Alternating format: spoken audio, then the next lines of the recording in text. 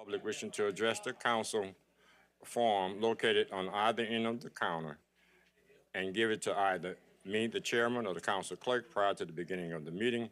All comments must be addressed to the council as a whole. Addressing individual council members or staff is not allowed. Speakers should be courteous in their choice of words and actions, and comments shall be limited to the issues and cannot involve individuals or staff members. Thank you.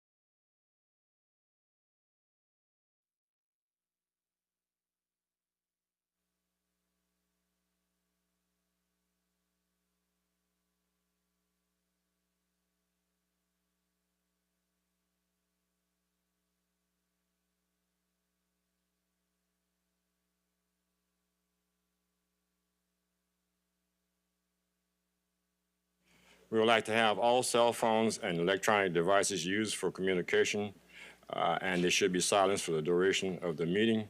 I will now call the Terrebonne Parish Consolidated Government Council meeting to order today, Wednesday, September 10th, 2025. We will have the invocation and the Pledge of Allegiance led by Mr. Kevin Champagne.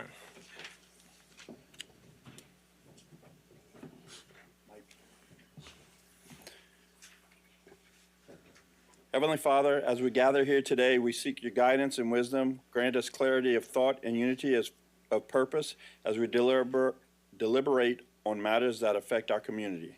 May our discussions be filled with integrity, compassion, and a commitment to the common good of all those we serve. We're asking you for our blessings on our efforts and strength to carry out our duties of the Parish Council. Amen. Amen.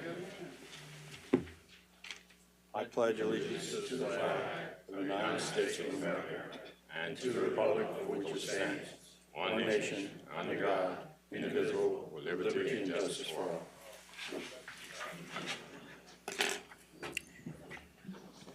Mr. Leacham, may we have a roll call, please? Yes, sir. Mr. Champagne, Mr. Hamner, Mr. Babin, Ms. Chauvin, Mr. Trusclair, Mr. Pleasure, Mr. Harding, Here. Mr. Voisin, Mr. Amity. Mr. Chairman, you have a quorum present. Thank you, ma'am. Approve the minutes of the regular council session held on August 13, 2025. So moved. Moved by Mr. Hamner, second by Mr. Voisin. Any discussion? Members, vote your machine. Motion passed 9-0. We have distributed minutes of the regular council held on August 27, 2025. Next, we will have the approval of the accounts payable bill list for August 18, 2025, August 25th, 2025, September 2nd, 2025, and 9/8/25. Second. Moved by Mr. Pleasure, second by Mr. Babin. Any discussion? Members, vote your machine. Motion passed 9-0. General business 1A, proclamation. Oh, excuse me. Manual checklist. Okay, approve the manual checklist for July 2025. Moved by Mr. Pleasure, second by Mr. Babin. Any discussion? Members, vote your machine.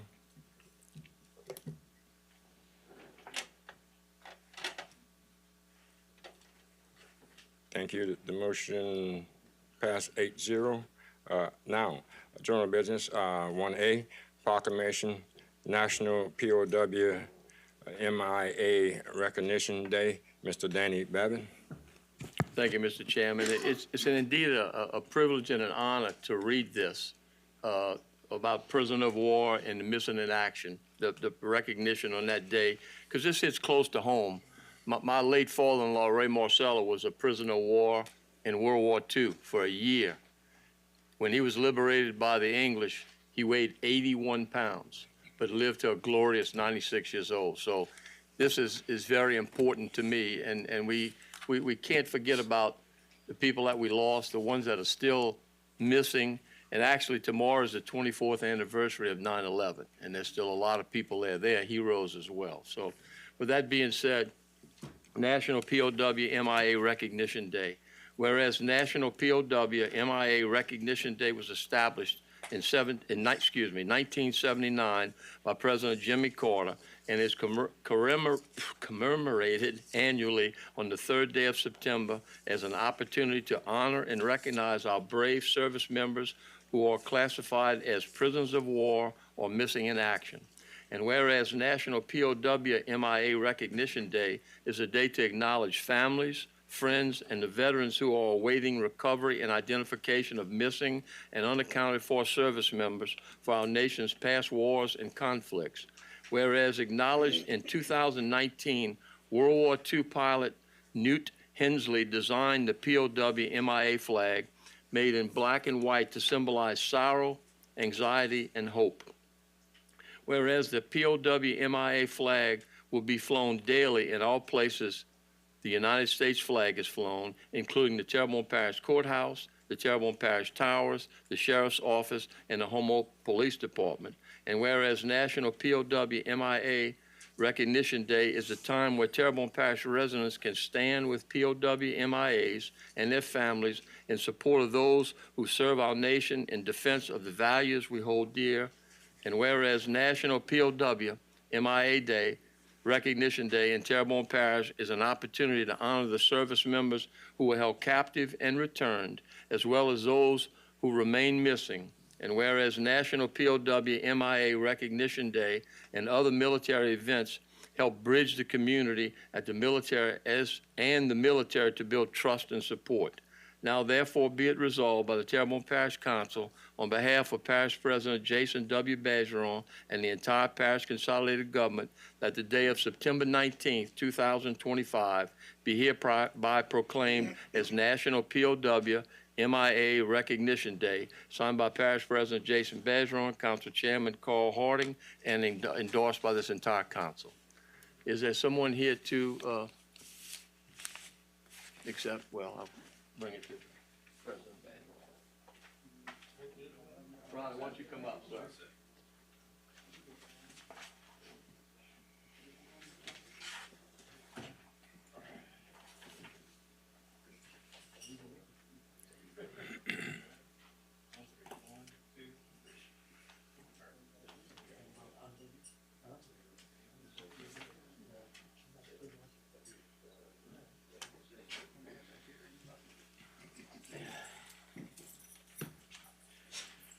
My name is Riley Grow. I'm president of the Regional Military Museum. I reside at 3742 South Don Mandalay Road, Home, Louisiana.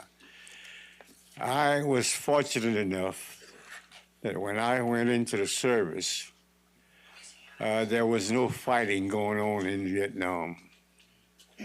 So prisoner of war, I knew Mr. Marcella.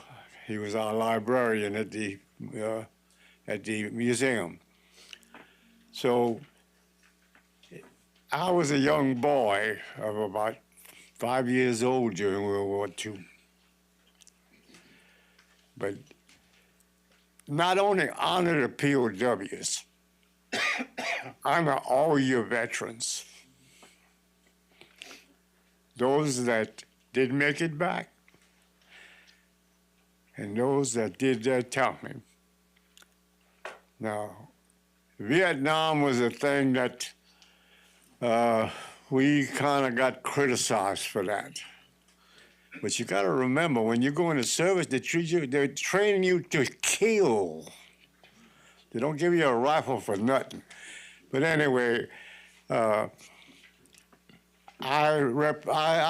recognize all veterans at our museum. With that said, we're going to have an open house tomorrow. Anybody can come. But the POWs, that was the hard ones, because they went above and beyond what they had to do. Thank you.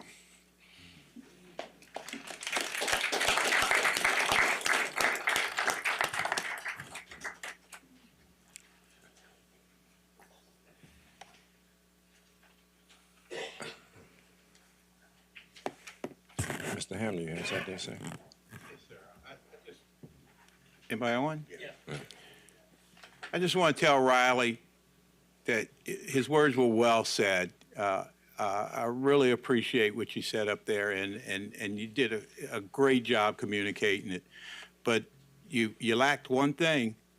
You didn't introduce the lovely lady next to you that is your support. You better stand up, Joan. Stand up and that's the real power behind Riley Grow right there. Still training them. Yeah. That's what I'm talking about. I remember my first one I had for 64 years. I did very well. She still beats you, Riley. She had more husbands than you did. Or I should say more husbands than you had wives. Well, okay. Thank you very much. Okay, item 1B, resolution urging and requesting the parish president to approve the new location for the sale between the Finding Our Roots Museum and Martin Falls at 7928 Main Street, Homer, Louisiana. Move by Mr. Trusclair. Second. Second by Mr. Pleasure. Any discussion? Okay. You got to get your light on. Why is this light only coming? One more time. John, could you take yours off, John? Because he's coming up 3. All right. Okay. Yeah, just a couple notes on this. We have our experts, CSRS, in the audience to answer any questions. And I'd like to note that when we received the letter from Martin Falls, that we've been working on it since we got it with them to come up with a response and address all the items listed in that letter. And just want to let everybody know those 2 things. Okay. Mr. Amadine. Thank you, Mr. Chairman. I make a motion to amend the resolution, and I'll read through all the changes I'm seeking. In the opening paragraph, after the word parish president to, add seek approval for and strike through approve. After Finding Our Roots Museum and strike through Martin Falls and add Morpho Inc. On the first whereas, after Finding Our Roots Museum and add Morpho Inc., strike through Martin Falls. On whereas number 2, no change. On whereas number 3, after Community Development Block Grant, add dash disaster recovery. And after CDBG, add dash DR. Under whereas, and I want to let my fellow council members know that I fully support the community centers, and I will work with them to make sure that that continues as it is a listed project. But I can't prioritize somebody else's district without doing mine, so I figure we'll just clean this up and let it go. So the 4th whereas, I would like to strike through the entire paragraph. The 5th whereas, after whereas, comma, insert, it is the desire of this council that to the extent allowed by the CDBG-DR guidelines and by the Louisiana Office of Community Development, comma, in the 6th whereas, after whereas, comma, add, to the extent allowed by the CDBG-DR guidelines and by the Louisiana Office of Community Development, after the word the, add council requests that.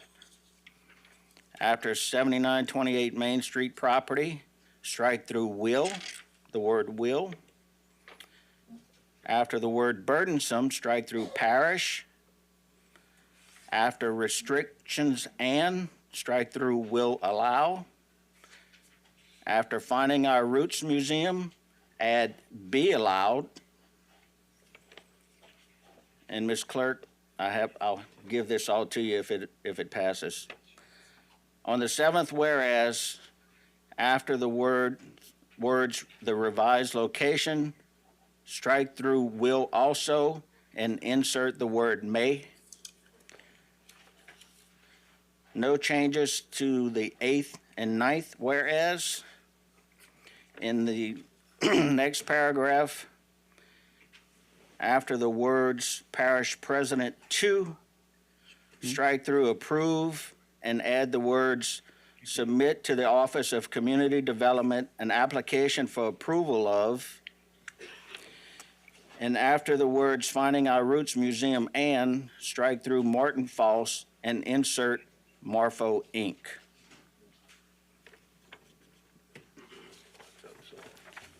that it? So, yes, sir. I'll second that motion. Any discussion? I have a speaker card in reference to this particular portion of the meeting from Mr. Tanner McGee in reference to. Could I have a point of personal? That was a lot of changes. Could I just read the revised resolution so that everybody can hear what it actually will say rather than all that piecemeal? Or John, could you do that for Yeah. us? Okay, Absolutely. we're going to do that, and after we do that, we're going to have Mr. McGee? And then Mr. do the McGee. speakers. Yeah. I think it'll be much more clearer than all those piecemeal things. We had to do Okay. that because of, the changes. Yeah. Right. but And most of it was just cleaning up some language. So it reads, Resolution Number 25 blank. A resolution of the Terrebonne Parish Council urging and requesting the parish president to seek approval for the new location for the sale between Finding Our Roots Museum and Morpho Inc. at 7928 Main Street, Houma, Louisiana. Whereas the Terrebonne Parish Council previously considered and approved the sale and cooperative endeavor agreement involving the Finding Our Roots Museum and Morpho Inc. for the location at 7938 Main Street, and whereas after further consideration and public comment, the council recognizes that the property located at 7928 Main Street, Houma, Louisiana, presents a smaller scale and more feasible alternative for the museum project. And whereas the new location at 7928 Main Street will save Terrebonne Parish approximately $2 million in Community Development Block Grant Disaster Recovery, CDBG-DR, funding, which savings may be redirected toward other parish priorities and pressing infrastructure needs. And whereas it is the desire of this council that, to the extent allowed by the CDBG-DR guidelines and by the Louisiana Office of Community Development, the revised location eliminates the need for a subrecipient agreement and allows further administration of the grant to remain between the Office of Community Development and the Finding Our Roots Museum. And whereas, to the extent allowed by the CDBG-DR guidelines and by the Louisiana Office of Community Development, the council requests that the 7928 Main Street property not be encumbered by burdensome restrictions and Finding Our Roots Museum be allowed greater flexibility in pursuing additional revenue streams to ensure long-term operational success. And whereas the revised location may enable Finding Our Roots Museum to access a broader base of existing funding opportunities from private, state, and federal sources, thereby strengthening its financial sustainability. And whereas the proposed change in location directly addresses genuine and good faith concerns expressed by members of the public and this council regarding scale, financing, and feasibility.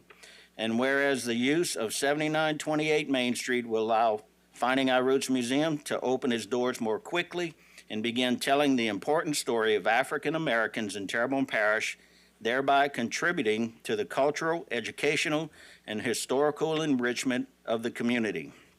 Now therefore be it resolved that the Terrebonne Parish Council hereby urges and requests the parish president to submit to the Office of Community Development an application for approval of the revised location for the sale and cooperative endeavor agreement involving the Finding Our Roots Museum and Morpho Inc., identifying 7928 Main Street, Houma, Louisiana as the project site.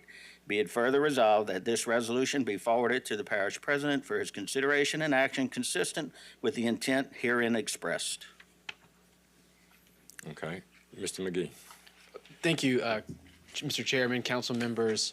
Mr. Amity, that was an excellent job reading, by the way. I don't know if I could have done as well as you did with all the changes. Members, I'm only here as representative of Mr. Martin False to answer any questions, provide some clarity, some background, if y'all have it, on how it got here. I know it's been sort of a long road to this point for something that should be somewhat simple. There's been a lot of miscommunication and a lot of misinformation across the board about what this project was, how it got started, and how it shifted. And I wanted to help provide some of that to you so you can understand as you make your decisions on how you want to proceed. First of all, Mr. Foss wants to thank all the members of the council, wants to thank Parish President Bajeron and all the staff for working so hard and diligently on trying to bring this project to fruition. It's really sort of simple in one set is that Mr. Foss, through his company Marfa, owns several buildings on Main Street that are not occupied right now, and one that is occupied by HTV Studios. They're right next to each other. And he has been in the process of, as the industry has changing what he needs as a operator of a television station for this area and having it reflect that. I think we could all agree, the public, administration, the council, it's a great service to the public. We're lucky that we have a television station in a community our size. And so he wants to keep providing that, but it's something that's changing every day. I mean, as Facebook and Instagram and the internet rise, you don't need the huge studios that you used to have. And so he has excess space. He had purchased the buildings next to him at one point in time as they were just buildings that became available, and he wanted to make sure he could keep his property in the condition he wanted it to. Through that process in the last administration, he came in contact with Ms. Scobie, who was also looking for a home for her museum that would highlight, I think, something that most reasonable people would see as something that would be great for the community, which is highlighting the minority communities of Houma and their travails and the tribulations they've had to get to this point. This is not uncommon, by the way. They have museums like this in Donaldsonville and Hammond and Baton Rouge. This is not some kind of pie in the sky thing. This is something other communities are doing in communities of smaller size like Donaldsonville and maybe Hammond that's a little bit bigger than us. The North Shore has one, and then Memphis has a gigantic one, and New Orleans has various versions of this, and I think they also want to do a better one that rivals what Memphis has. So this is something that is part of a bigger trend, and also, frankly, part of a trend that brings tourism to the community, as there is a demonstrated market for these kind of things. This is not something that's completely out of nowhere. So she was looking for a home. She'd either outgrown or the other place was unsuitable. She came into contact with Mr. Foss, and they started having conversations on maybe she could buy HTV Studios and move into there, and he could maybe move next door into a smaller thing for what more fit his needs. That concept always envisioned that Ms. Scobie would have the ability to do certain things at that building location, having fundraisers, having maybe an Airbnb component to it, just various things that could utilize the full building, because museums are hard, right? They tell a beautiful story or maybe a hard story, but they're not always revenue drivers, right? So sometimes you need other things to keep that story being told. We see that with the Regional Military Museum, which is a great asset to the community. They have a millage that helps keep that functioning for us. So there's always something that usually goes along with it. Very few things can survive with just its pure revenue alone. So with that said, we started looking at it, and that's when it kind of got started that there might be some community block grant funding coming. And, I share, you have no idea, I cannot express, and I know that y'all feel the same way, and I know Parish President Bajeron does too, the frustration with infrastructure, not only in Terrebonne Parish, but throughout the state. I share it with everybody. I mean, we don't even have to talk about it. I think everybody knows it, and if you want to say, raise your hand if you want $20 million or $9 million, $3 million to go to roads and bridges, like, my hand's up, right? I'm not shying away from that. If we could take that CBGD funding and throw it on a bridge or a road, I would be telling Mr. Foss, let's do it tomorrow. But the true story is it doesn't work that way. And we can complain about it, we can be upset about it. The only thing we can really do is write Congress about it, but that's outside of the pay scale of everybody that's in this room right now. That money comes to communities to do community type funding things and initiatives, right? And we have to abide by those guidelines and do the projects that fit within those criteria. And that's where we find ourselves. And so it was an alternative. And then so we started proceeding with the sale. We were very appreciative. My client was, when Mr. Bajeron, when he took over as parish president, got more involved, started pushing the project on his own, and got, I think, increased the funding to $4.5 million. And I want to be very clear with everybody in the room and everybody in the crowd as I say this. Martin Foss hasn't received a dollar yet for any of this stuff. Like, I think this is something that keeps getting misunderstood because of just the kind of the complication that goes to this. Ms. Scobie received $200,000 from the state of Louisiana as part of separate funding from the state that Senator Mike Vesey obtained for her. and of course with the support of the delegation, to help her realize this dream to go anywhere. It wasn't necessarily to buy this building or that building. It was for her to find a home somewhere, right? And this is in line with what Senator Feasey does. He's a big supporter of the Regional Museum. He loves museums. He loves telling these stories. So there's nothing untoward about it. This is just how it is. Again, later on, he obtained $500,000, which to my knowledge, and I could be wrong on this, but I'm pretty sure I'm right, Ms. Scobie has not received yet from the state. So that brings $700,000, $200,000, which she received, an extra $500,000 that's down the pipeline for the state to give to her. But of course, the state just doesn't give you dollars. It's not how it works. So there's also, you know, paperwork that has to be filled out and things that you have to do to get that money, which he's in the process of doing. The $200,000 was then used to secure Mr. Foss's building as like anybody would do if they were going to buy a house. Like nobody goes buy a house and you don't put money down. That money, it was $200,000, is put in escrow. That means it's still Ms. Scobie's money. It's being held in a special account that can be either returned to her, depending on how the transaction ends up, or it could be put as an actual on the price. I don't think that determination on how that money's being used, also mainly because we don't even know what that looks like yet, right? We've been kind of floundering around on the transaction piece of this. So all total, there is about $700,000 that may end up being applied from the state to whatever purchase is made, or could be used for her operating funds in her own thing. So there's no missing money, and Mr. Foss hasn't received any of it. I want to be very clear on that. And he has no intention of keeping the $200,000 that has been used to secure it. That just made it where he couldn't sell it to somebody else. If Chevron came and said, hey, we're moving back to home, we want to buy this building, you know, he would say, sorry, I already have received $200,000 from Ms. Scobie. I can't do that. That's what the $200,000 gets you. Mr. McGee. Yes. Give you 1 minute to close. Thank you. Well, lo and behold, this project transformed into something other than what we originally envisioned it to.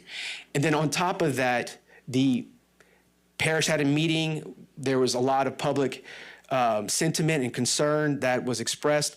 A lot of it made sense, to be honest, to Mr. Foss and to Ms. Scobie and to the administration, to certain council members that I've spoken to. In that, to be a good partner, Mr. Foss decided that he had other properties. He wasn't dead set. He can revamp what he's doing. And the third building in the line of the buildings he owns was also, he could also sell that when it's not being used. It's currently available. He estimates it's probably going to be about $1 million for that building, but it's not set in stone. It'll have to go through the appraisal process and all the things that go along with it. And I want to be very clear too, because this has been something that's been online, is that the appraiser that appraised the HTV building is Mr. Charlie Butts. He's one of your appraisers. Like, this isn't some like pie in the sky guy who goes out and does whatever. This is a parish approved appraiser who's been doing parish appraisals for a long time. I think assertions that somehow this is like a cooked up appraisal is sort of ridiculous, and I think would be offensive to Mr. Butts, who's licensed and has all kind of credentialing requirements that he would never violate. He could disagree with somebody, but I don't think he would ever give up his license, and nor do I think you in your wisdom would ever not choose somebody who would have the integrity for the position. All that being said, he got back in touch with Ms. Scobie. They've been working on a deal to move to the new location. It's a much more scaled down project. It's much more in line with what the public wants, and people have said. I think it's much more feasible.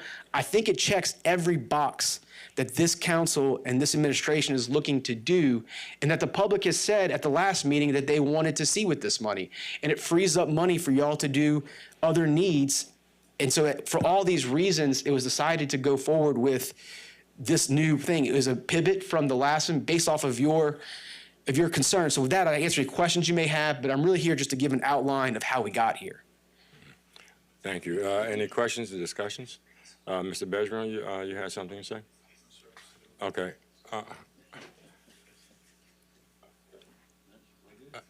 Okay. Kevin was first. You can go first. Oh, Miss Kim, I'm sorry. Oh, it's okay.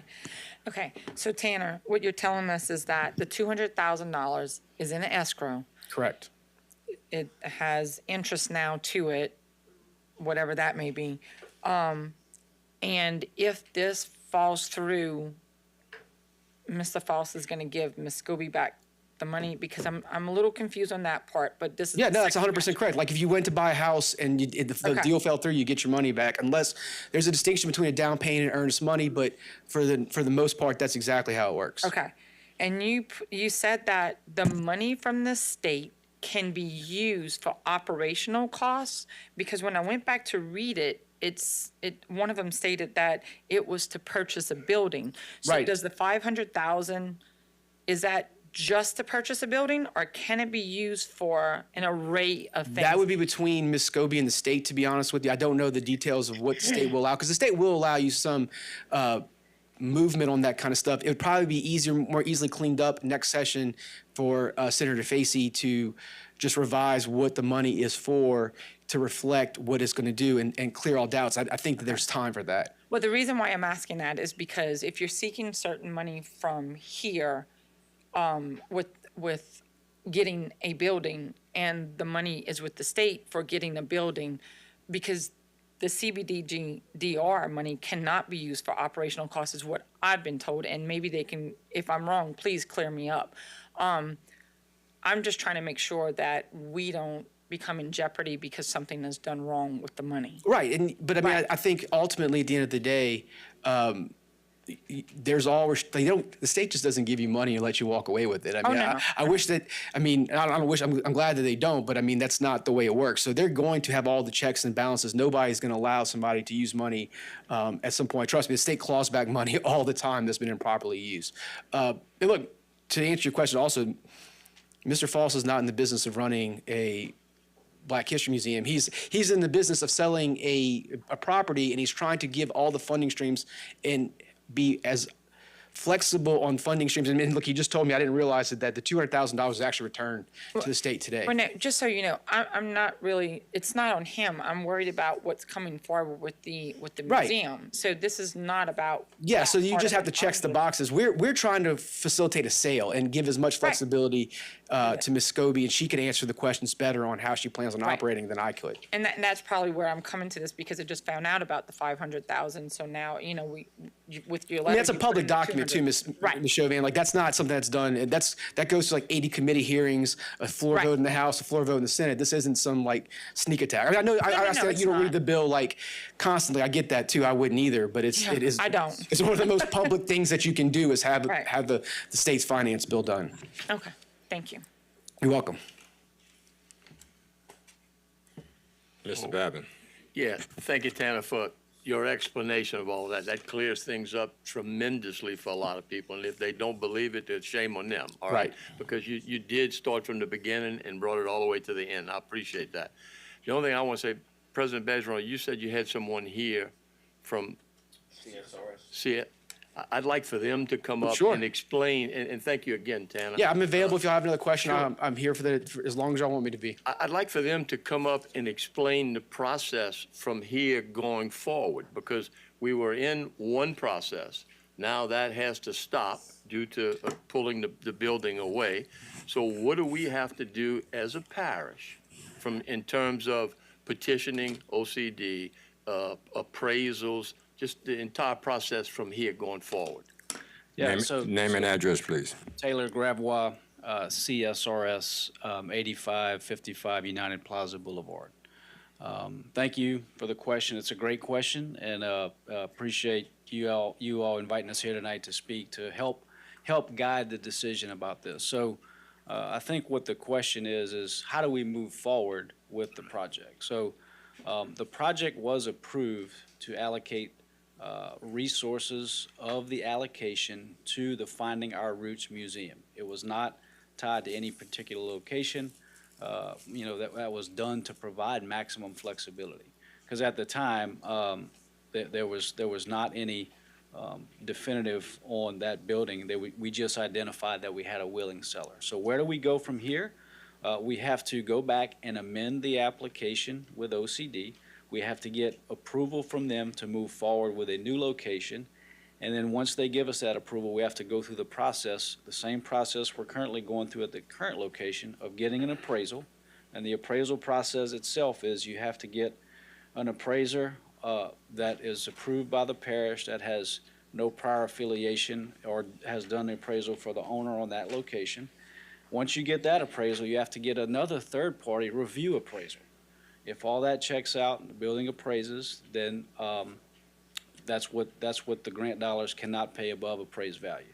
So you get through all that. You also have to go through an environmental review to make sure there's no environmental issues with the building.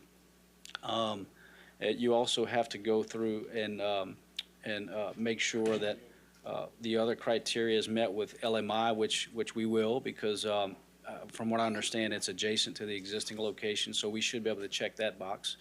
And then we have to take all that, prepare a budget, and get a budget amendment through OCD.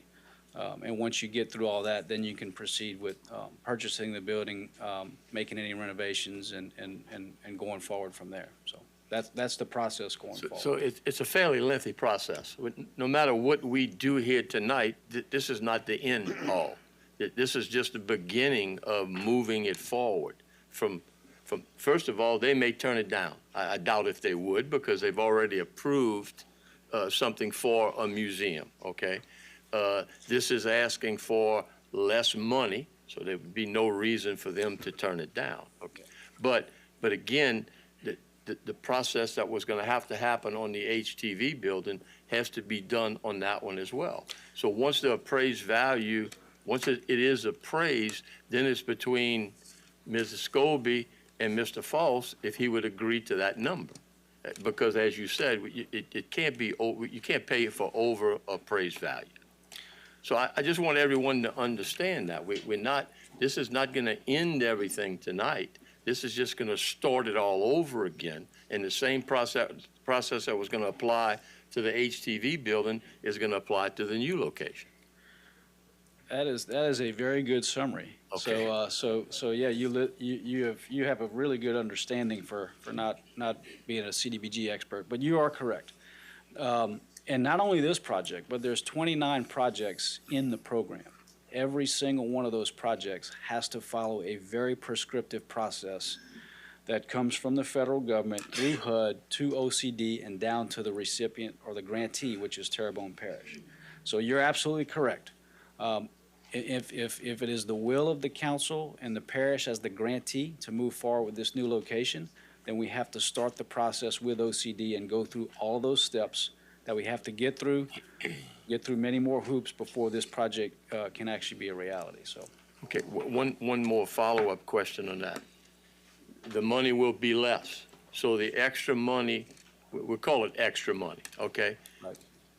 For us to apply that to another project or to an existing one that has come, maybe a cost override, then we'd have to apply to OCD again, and they have to approve that the ability for us to move that money to that project. Not that we'd ever lose the money. Right. All right. Yeah, so another great question.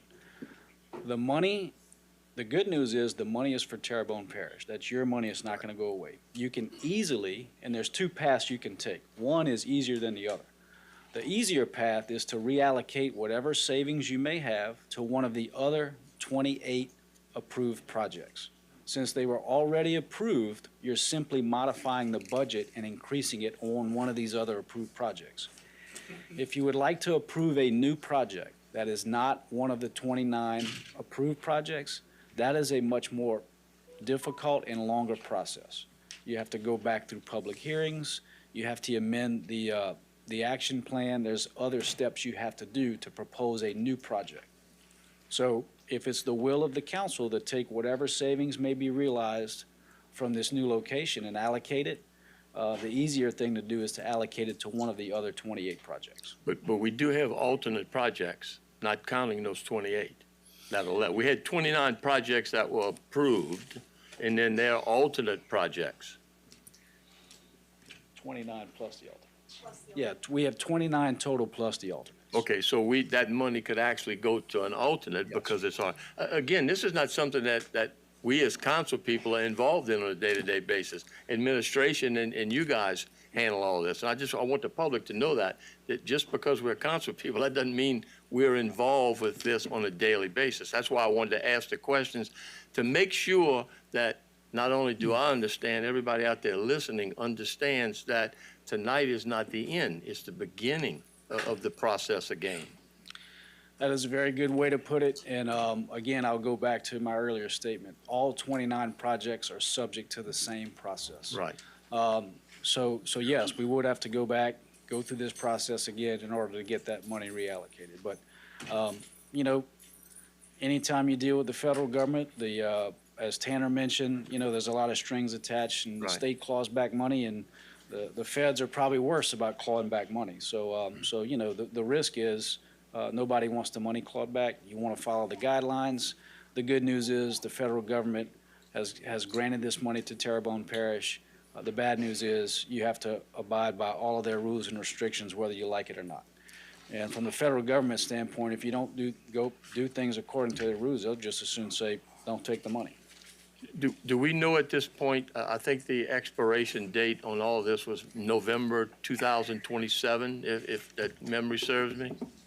November 16th, 2027 is the exact. Okay, now that is completion of the project? Or is that just in process being started? Completed projects. So any capital project, we need to get moving on very quickly, all right? Do you foresee, I should say, any movement on that to give extensions? So. And I'm only asking that not necessarily for this particular project, but for the other 28 that we have, and possibly more now if money is freed up. So I will tell you, there has been no official guidance that has come out from either HUD or OCD. Okay. I can opine about whether or not I think there's going to be an extension, and frankly, all of these projects are very complex. And I say all the projects, not only Terrebonne Parish, but there was 4 of the most heavily impacted parishes from Hurricane Ida that received allocations similar to Terrebonne. Terrebonne, Lafourche, Jefferson, and St. Charles. All of those projects are complex, and I would say, as council people, as state reps, it's going to be difficult to get all of these projects implemented within the time frame. So I would tell you to lobby legislators and try to get an extension, because I think any reasonable person is going to agree that not just Terrebonne, everybody needs more time to implement these projects. Yeah, it makes it difficult. Well, thank you very much for your explanation. I appreciate it. But just to be clear, there has been no official guidance yet. Right. Thank you. Okay, could we have Mr. Bergeron? His life No. It's just saying he's requesting. Oh, Something's wrong with it. It's not. okay. You're not seeing. No, yeah, no, could you move yours over a little bit and pressure light? Yeah. Oh, you don't want, oh, okay then. Yeah, okay, Mr. Pleasure, yeah, Mr. Pleasure had it, as a light on. Thank you, Mr. Chair. Mr. CSRS, a couple questions for them too as well, if you will. Can you come back to the mic, sir? Just for a little bit more clarity, can you explain what would be considered, or how it's determined that a cost savings is imminent? Okay, I get it that the initial building cost estimated $3 million, whatever it was. We sort of had somewhat of a budget laid out for us in that respect. But this building here, it's going to be cheaper. So what's the cost savings? How would we, determine that? And from that cost savings, is that monies to be allocated to a different project? Or since it is allocated to Terrebonne Parish, that comes back to the parish? Or does it, since it was written under the application of Miss Scobie's museum, does it stay with Miss Scobie? Yeah, very good questions. And I'll try to kind of answer them one by one, because I think there's a few different questions buried in there. So the first one is, as part of the recovery program, the parish of Terrebonne was awarded $117 million, and the parish was the grantee of those funds. The parish had the responsibility to develop projects that met the criteria of the federal funding and present a proposal to the Office of Community Development. So the first answer to your question is the money can be allocated to any one of those 29 approved projects, right? So in order to prepare the proposal, we had to develop preliminary budgets.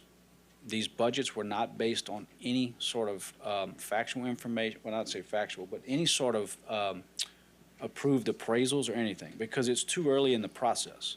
But we had to demonstrate to OCD that we were allocating all of the money across all the projects, right?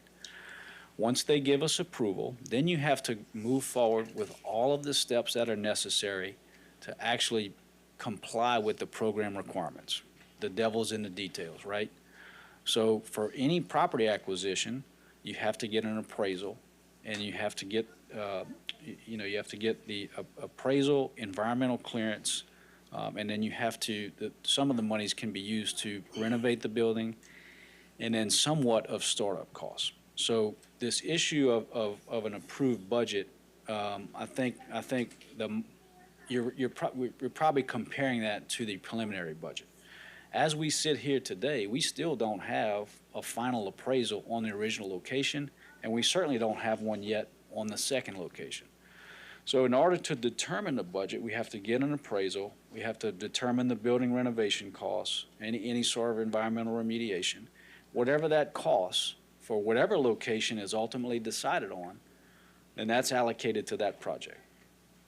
Whatever savings that are going to be realized from the final cost with the approved appraisal, the building renovation costs, as compared to the preliminary budget, those dollars would be available to allocate to other projects in the approved program. So does that answer your question specifically? Yeah, it kind of does, but just in layman terms for the public so they understand, whatever the cost is, there's $4.5 million allocated to the African American Museum's project, okay? And from there, if all those monies aren't spent, or if there's a substantial savings there, that's where I think the public is kind of confused of, if we spend $1 million on this building, how much will be put towards, activity costs, let's call it that. Because if you spend $1 million for a building, you have $4.5 million, well, you have $3.5 left. Where's that go? How much stays with the museum? Yep. That type of thing, or what's going to actually go back to the parish. I think that's where the concern is coming from with the public. But also, I'll kind of put something else out there. How often or how involved are you guys, CSRS? Excuse me. I've been in one meeting with you guys with the African American Museum, but of the 29 projects, how involved are you guys with the actual folks that's, say, the Miss Margie, and also with Martin, the buyer and the seller, and the parish as well? Or is it mainly just the parish and you guys when it comes to making the decisions? Because I talk to these guys and it's, well, I don't know. Well, I don't know. So there's a disconnect there somewhere. I think if you guys are facilitating this with the parish, all parties involved should be at the table, so Ms. Margie's might not be, misinformed. Mr. False might not be misinformed. That's a lot of information, and some of the questions that I ask, they don't even know. But we got a $4.5 million deal on the table. That's where my concern is. And moving forward, since we have to revisit all this and start all over, this is our opportunity so all the misinformation, miscues out there can actually be eliminated by bringing everybody to the table, whether it be Marfo, Miss Margie, Activate the Bayous, whomever it is. And not only that, but the council too as well. Because I think if we have to make these decisions on what's best for the parish, I think we need to be better informed. Well, I can speak for myself for sure, and I'm pretty sure the rest of the council feels the same way. So that's kind of my questioning, because I know the parish is probably still spinning because they don't really understand that. Yeah. So all good concerns and all good questions. Again, I'll try to answer the one about the budget first.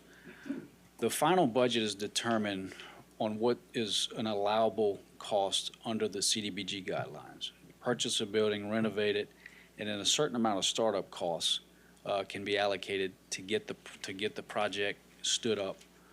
You can't allocate long-term operational costs. You have to demonstrate that there is a sustainable financial revenue stream to sustain this.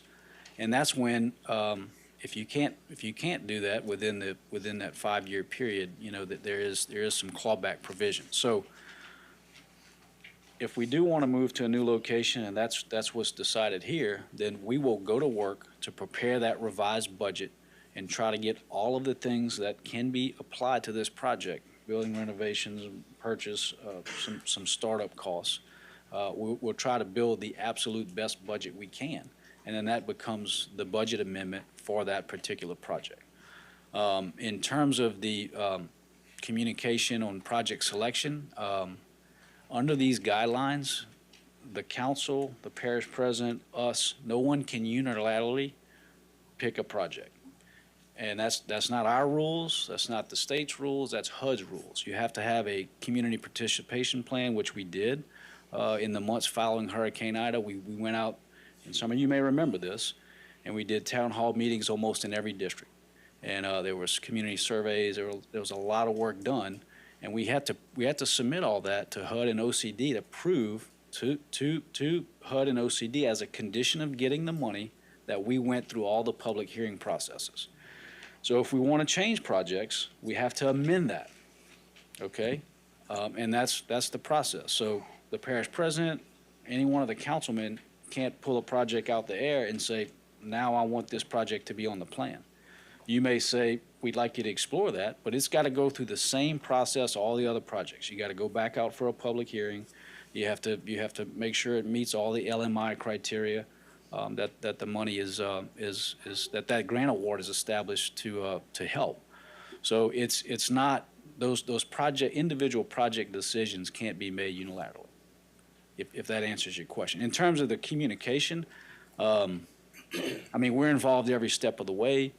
There is a lot of guidelines to comply with, and any misstep on any of that puts the parish as the grantee at risk for getting some of that clawed back. So we're here to make sure that doesn't happen for the parish. And again, I just want to make sure that I'm clear. I would like to see the different entities, the Miss Margie and her staff, her board members, and also Marfo Inc., so they understand what's happening. Because if they don't understand what's happening, then it's kind of a moot point, I would say. They shouldn't have to find out here kind of what's going on and how things work.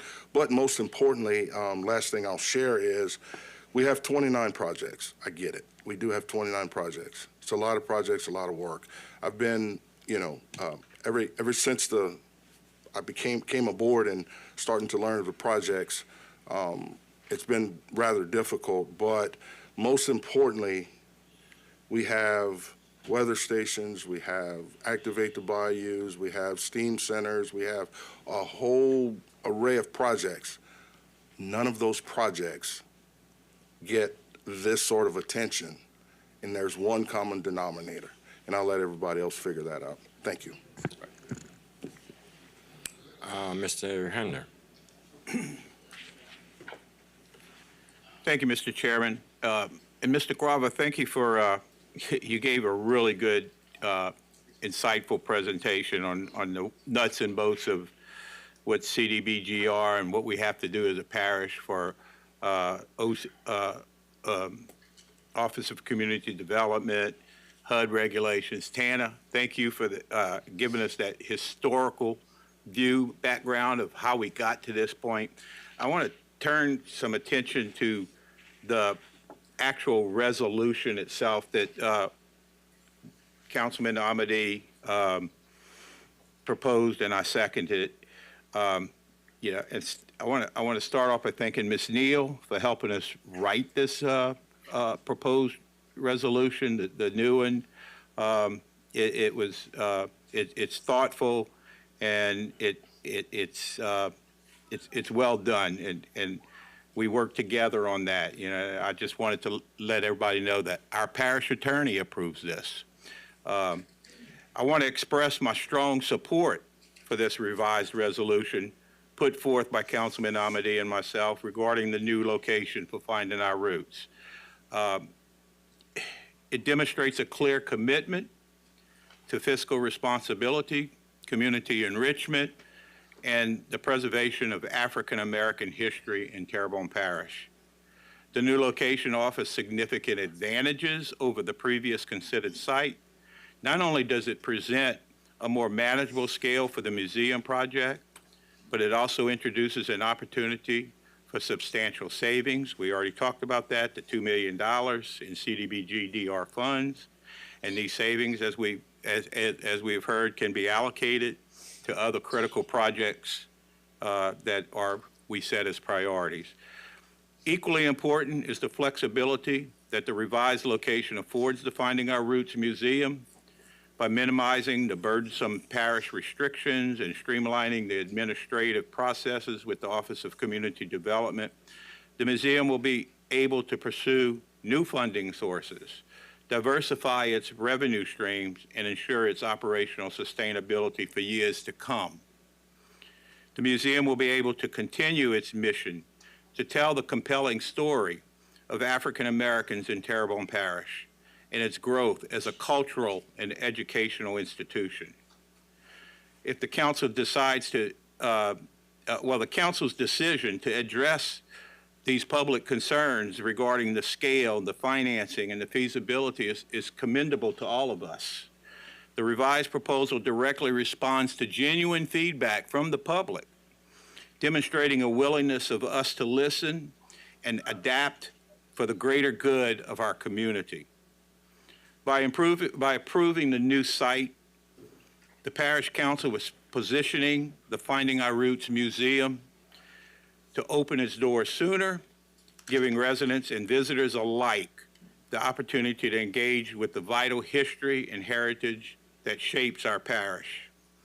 And I urge you, Jason, our parish president, to support and submit the necessary applications to Office of Community Development, confirming 7928 Main Street as the designated project site.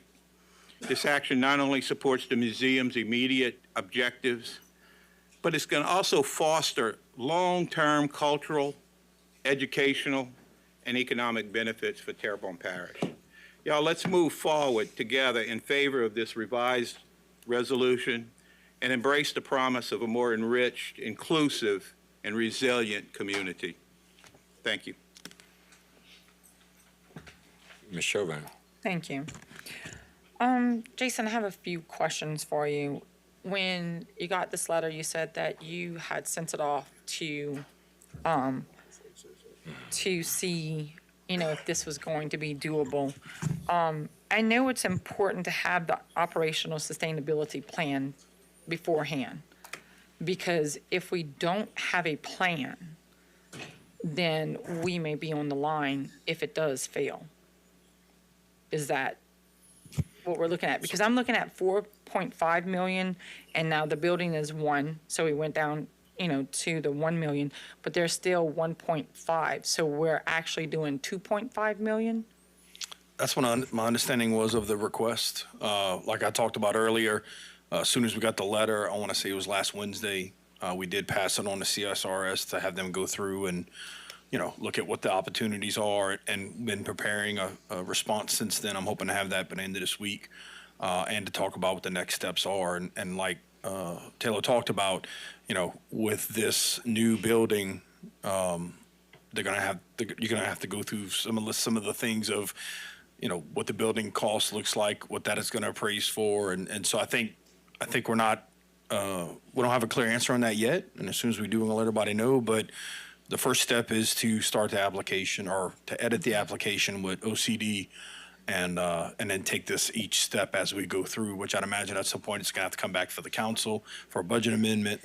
As we understand, it's going to have to follow those same steps that project and the rest of the projects followed.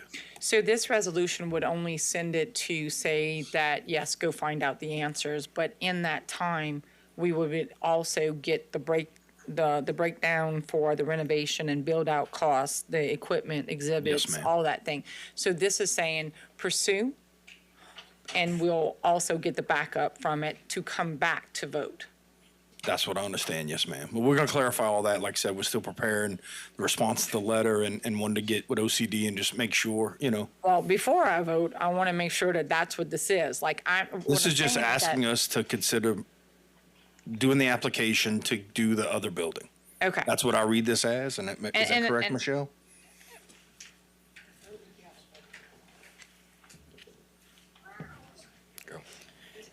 Yes, sir. So the actual vote you're going to see, which is going to be the action that you're going to have to take, is on the actual budget amendment. Okay. Tonight, the council is just saying, hey, Parish President, can you please look at this, send this back to OCD, and see if we can get this new building considered as part of the project location instead of the old building.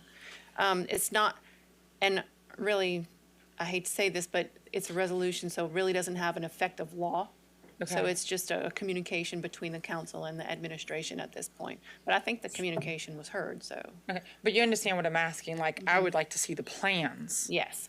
before Yes, I they'll vote on. Yes, you're gonna have Right. to see the plans, because if the Okay. budget needs to be amended, then you're gonna have to see them, yes. And I'll add it, like, some of this is what kind of Taylor talked about earlier about being a little bit out of order, where we had to put a number up before we even had an appraisal, right? So, we're working within the confines of OCD and HUD and the CBGR process. So, the first step is we're gonna get this revised application again, of which we were already working on, Okay. to get that done with the CSRS and OCD, and see what they come back to us and say, because that's going to be, depending on what they come back and say, is going to be what we do to determine our next step or So you're requirement. already doing this? Yeah, we were working with CSRS when we got the letter last Wednesday of getting everything in place to understand with the opportunity of doing a different application or editing the application, yes. And I did send an email in to both of you to try and get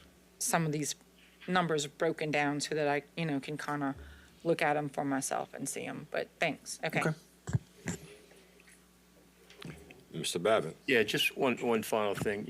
We've been kicking around a lot of millions here, there, $3.5 million here, $4.5 million.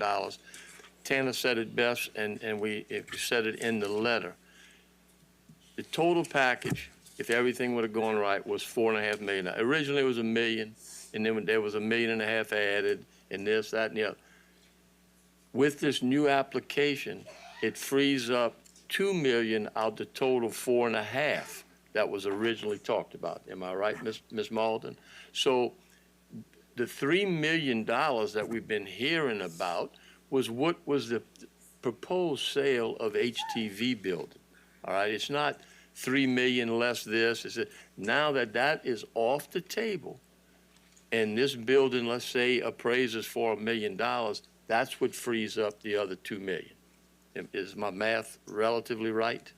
Okay, and then if that process goes through, then that $2 million can either be allocated to the other 28 projects, or if they agree to it, one of the alternate projects. So in essence, is freeing up $2 million. If all of those numbers match, it's freeing up $2 million. The museum has a place, and Mr. Martin Falls sells a building to the back. That's where all of this comes into play. I just want everybody to understand where we're going. We're not giving up $2 million somewhere. We're moving it in different areas. All right, thank you. Mr. Wilder.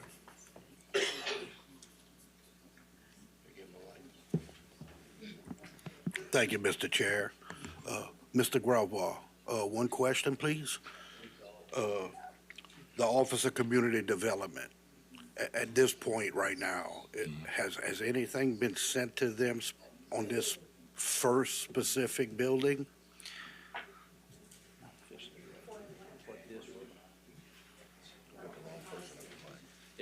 Nothing official has been sent to OCD yet for this revised location. Yes, sir.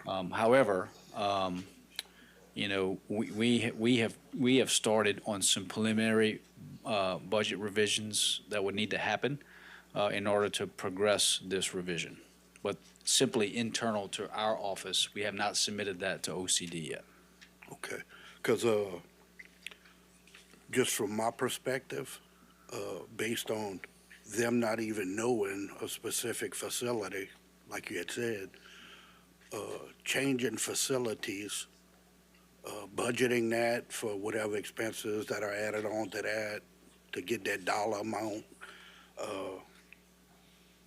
doesn't seem like a stretch to me, just from what I'm hearing, and that we could actually send that in and also possibly have 2 existing funded projects that we might want to enhance with any remaining funds. Yeah. And from speaking to Ms. Malden, before, there's a lot of precedent and historical data that if you don't spend all the money for a particular project, they're usually pretty good about allowing you to use it on existing, already funded, enhanced projects, is what I was told. Yeah, so your perception's pretty accurate. And with the beauty of this revised location, it's adjacent to the original one, because the key thing on this particular funding, you have to have this low to moderate income check mark. That's what the money is set up. And since the building is adjacent, you're still meeting this LMI requirement of using those dollars. If you wanted to go put this thing in gray, you would have a problem. But since it's adjacent, that helps this particular application. And yes, it's going to be subject to the final budget being approved, the appraisal, the building renovation cost, the startup cost, the whole ball of wax, right? Yes, sir. But once we get that revised budget amendment approved through OCD, whatever monies are surplus from the preliminary budget of $4.5 million or whatever that number was, I'm working from memory, that can be reallocated to those other 28 projects. Yes, sir. Yeah, and if I'm understanding correctly, that's exactly where we're at in this process. So there's been no appraisal, there's been no environmental inspection. So it's not like these things have been done and we have to redo them, right, if we do change locations. And I think what you were saying was geography matters, right? Yeah, that's a big plus, right? But I guess my point I'm trying to make is the appraisal and the environmental, it hadn't been done yet. So it's not like we backing up and having to redo these things, right? That's correct. Okay. The only thing we really have to redo is we have to, it's going to be an amendment with OCD on the project application. But we don't, you're right, we have not done an appraisal on the new location, no environmental review yet, no building renovation estimates, none of that has been done. So we have to do all those things according to the OCD and HUD guidelines, and actually present a budget to OCD that meets all of the rules of the CDBG DR funding. Absolutely. So this passing tonight and going through these procedures, if this passes tonight, let's say, and going through these procedures with the new building, it's not a substantial change to the project because they didn't know the project specifics in the first place, correct? Right. Yeah, we're not losing a ton of time. We are losing some, but not much. Thank you very much. Thank you for coming tonight and sharing. Absolutely. Appreciate you. Yep, my pleasure. Mr. Trusclair. Yeah, just a point of notice. Mr. Gravois firm, I know we've been using a lot of acronyms here tonight, just so everybody can understand. OCD, HUD, CSRS. CSRS is a consulting firm that actually working on the parish's behalf. They're not affiliated with any government agency, HUD, OCD, or anything. They are actually technically hired by the parish to handle this for us. So if there's any questions about it, these guys can't speak for OCS.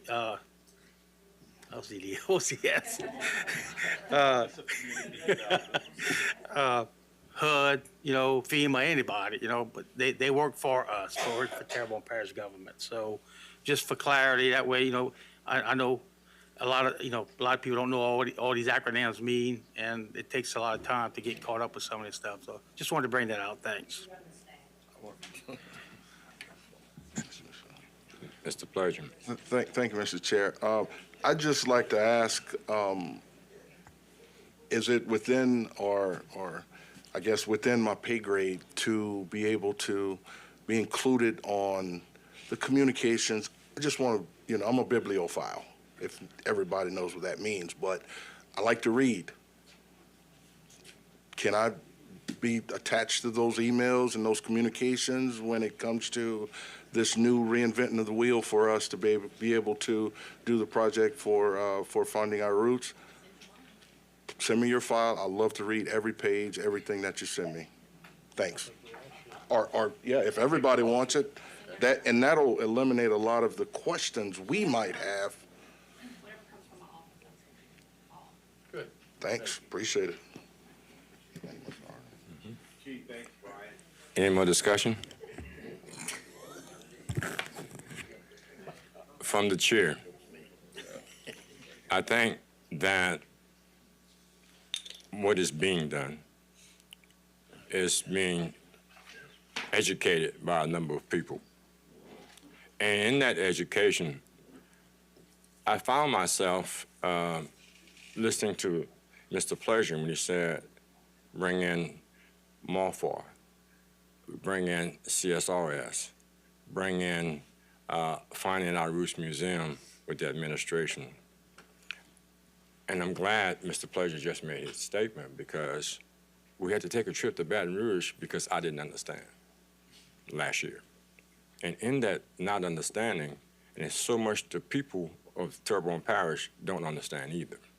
So going forward, it is very, very important that all parties, and we are the representatives of the people, we should know what we're doing, what road we're going down. It was a question that if we're making all of these appointments for environmental studies and stuff like that, one thing I wanted to understand how we get to zero. If we go and all of this environmental study, and that was one problem I had with the original project, is that we took $4.5 million and we had all these environmental studies and all kind of appraisals and stuff like that. It's kind of hard for me to believe for us to come exactly to zero when Finding Our Roots Museum would end up with zero. I heard the term said, if it fails. But if these 9 people that's set up here, with the help of CSRS, with the help of this administration, saying that this museum is going to be in Terrebonne Parish and a positive position and place in Terrebonne Parish going forward, I can't sit here and say that I'm going to make a decision and expect failure from Terrebonne Parish. If anybody not getting it, I mean what I'm saying. This is supposed to work, just like paddle boating, just like everything else that we have and we support. Whether it's 9-0, 5-4, 6-3, at the end of the day, this decision is made for Terrebonne Parish. So without any further ado, it's been a motion by Mr. Amity, second by Mr. Hamner. In the order that you made the motion, because it's rather lengthy in wording. Members, cast your vote. And my light is out.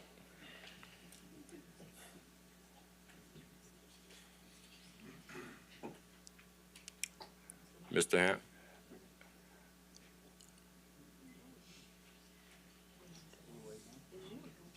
No. Yeah. We have 8 registered votes, and I have problems with my machine. It's a unanimous vote. Motion passes. Motion to go to 6:30 public hearing? Motion by Mr. Amity, second by Mr. Babin. There we go to 6:30, Mr. Pleasure. There we go to 6:30 public hearing. Yeah.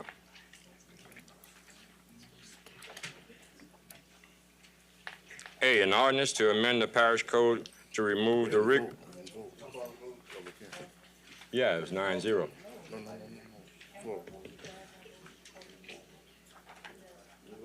No, it showed 8 up here.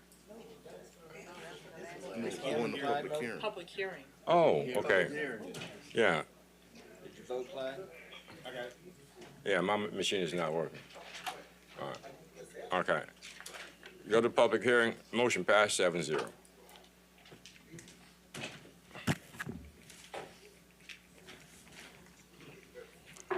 While they vacating, the House Representative Tanner McGee was in here. I also want to recognize former council member Mr. Wayne Thibodeau, District number 2.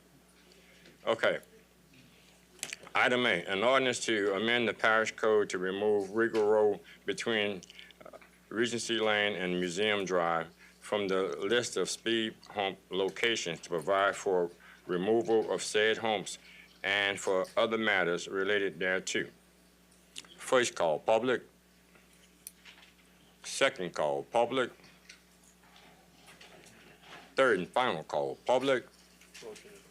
Motion to close by Mr. Babin, second by Mr. Babin. Mr. Amity. Been a long night. Members vote your machine. Members vote your machine. I'm in favor. Motion passed 9-0. Motion to adopt by Mr. Motion adopted by Mr. Hamner, second by Mr. Amity. Any discussion? Members vote your machine. I'm a yay. Motion passed 9-0. B, an ordinance to amend the Terrebonne Parish Code, and the ordinance is to establish a no parking zone along both sides of the entirety of Quarter Mill Lane. First call, public. Second call, public. Third and final call, public. Motion closed, Mr. Pleasure. Second by Mr. Amity. Members vote your machine.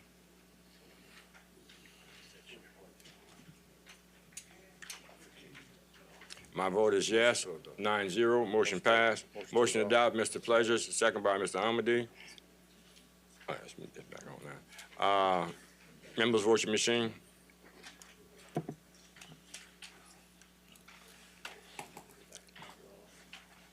It is adopted. Motion to go back in the regular order? Motion by Mr. Amity to go back in the regular order. Second by Mr. Babin. Any discussion? Members vote your machine. Motion passed 9-0. Public hearing with speaker cards. There are no speaker cards. No one wishes to address the council. Now we have the committee reports. Budget and Finance Committee, Mr.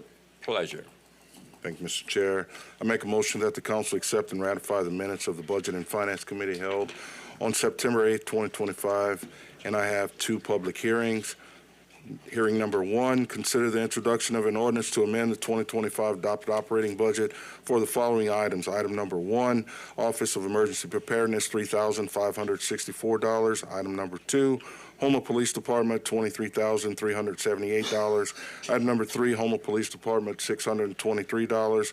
Item number 4, Houma Police Department, $23,239. Item number 5, Houma Police Department, $5,536. Item number 6, FTA, City of Thibodaux, $136,000. $992. Item number 7, CDBG-DR, support the seafood industry, Phase 1, $1.5 million. Item number 8, CDBG-DR small business grant, $3 million, and call a public hearing on said matter on September 24th, 2025 at 6:30 p.m. Item number 2, consider the introduction of an ordinance to authorize the issuance of a not existing $25 million of public improvement sales tax revenue bonds in one or more series of the Parish of Terrebonne, State of Louisiana, prescribing the forms and terms and conditions of such bonds, providing for the funding of certain outstanding bonds, and providing for other matters in connection therewith, and call a public hearing on said matter on Wednesday, September 24th at 2025 at 6:30 p.m. Third. Motion by Mr. Pleasure, second by Mr. Bobbin. Any discussion, members, vote your machine.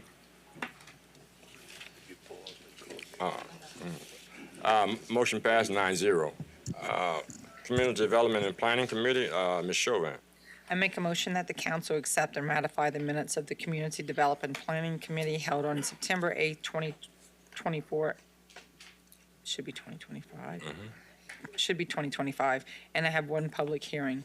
Resolution giving notice of intent to adopt an ordinance to amend the zoning map of the Parish of Terrebonne so as to rezone from R1 single-family residential to R2 two-family residential, 127 Samuel Street, Houma, Louisiana. Iona L. Brown applicant, and calling a public hearing on said matter for Wednesday, October 15th, 2025 at 6:30 p.m.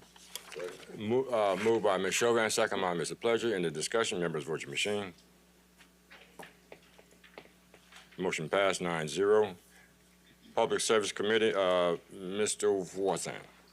Light, please. Thank you, sir. Thank you, Mr. Chair.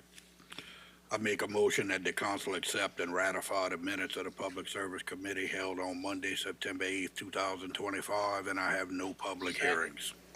Moved by Mr. Voisin, second by Mr. Trusclair. Any discussion, members, vote your machine. Motion passed 8-0. Street lights, as per Mr. Pleasure, second by Mr. Babin. Members, vote your machine. Motion passed 8-0. Appointments to various boards, commissions, and committees and commissions. A, Veterans Memorial Board, 2 expiring terms on 9/17/2025. 1 representing the Russell Redmond American Legion Post 272, and 1 representing the parish president south of the Intercoastal, Mr. Jimmy D. Truitt, representing the Russell Redmond American Legion Post 272, expresses his interest in being appointed. Open, close, and appoint Mr. Truitt and hold over the other. Motion by Mr. Babin, second by Mr. Trusclair, that we would appoint Mr. Truitt to the Russell Redmond.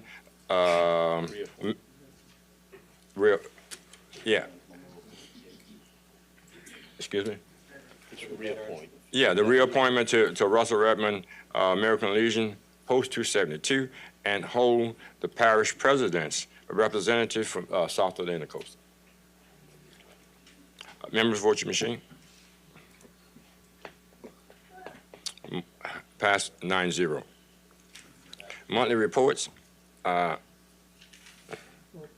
Moved by Ms. Chauvin. Second by Ms. Amity. Members, vote your machine.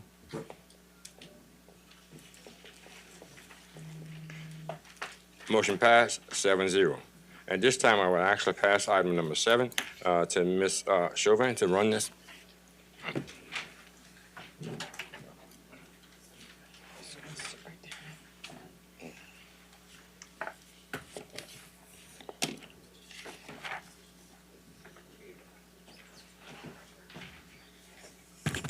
Seven council members request discussion of A, Councilman Carl Harding requests a discussion with the Quality of Life Department regarding recreational programs in the Gray Recreation District 1 area.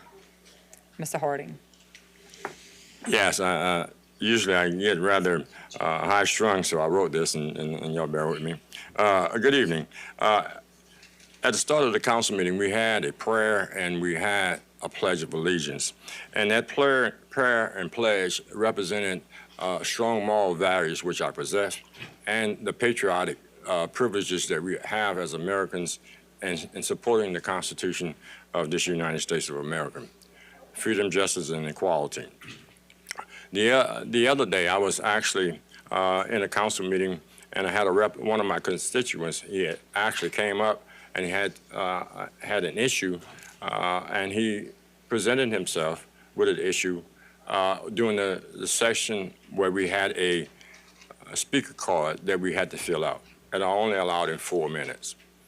And I was touched by his concern, and generally, when people come up, we have a relationship only with that council member representing his constituent. Later, I talked to the gentleman afterwards, and he expressed his concern, and I asked him where was the other people that had the same concerns. And he wished to have a better opportunity to have his case to be heard with more people and a greater opportunity to present itself. So what I want to find out here, because I had a discussion with our attorney, and the intent of this agenda item is to hear from others who may be concerned as it relates to the quality of life and the recreation boards. Secondly, I would not like to look over the fact that Rec 1 board is associated with the incipient stage of the complaint. But across the board, we look at quality of life and how it represents itself across the board, because recreation has always been a problem with different recreation districts and how they are managed and who manages them. So what I hope that right now, if the members of the public, I think Ms. Chauvin, they have some speaker cards there. There are some members of the public like to speak on this particular subject matter. They're in order. Is that the one that you had on the side under the phone? Yes. Okay. Mm-hmm. All right. Mr. Wayne Thibodeau wishes to address the council regarding item number 7, Rec number 1. Please state your name and address for the record, please. Wayne Thibodeau, 139 Sparks Court in Gray. Council Chair. Hold on 1 second. Yeah. Okay, now, you're good. Sorry. Yeah, I thought we were going to be called on speaker card. I'm glad we were not, because there's about 3 or 4 of us who want to talk about item 7A, specifically Recreation District 1. The district includes Oakshire, Schriever, the new establishment on Coteau, and the Gray Park. And we here tonight because we are concerned about the board's unresponsiveness, in our opinion, to the Gray Park. So Schriever might be fine, Oakshire might be good, and I'm not sure how happy the people in Coteau are now about that new park. It looks real good. So, I guess a couple years ago, I came to the council and some of you were trying to consolidate the districts, and I was strongly against that. But if you ask me tonight, because of what we are experiencing with the Larry Randolph Park in Gray, I might change my mind. I might tell you I'm for consolidation, because I really don't think the district is serving the constituents in Gray or Betaville proper. Now, the president of the Gray Improvement Committee is here. She told me to make sure I tell y'all that I'm a chronic voter, and I pay my 7 mills regarding or towards Recreation District 1.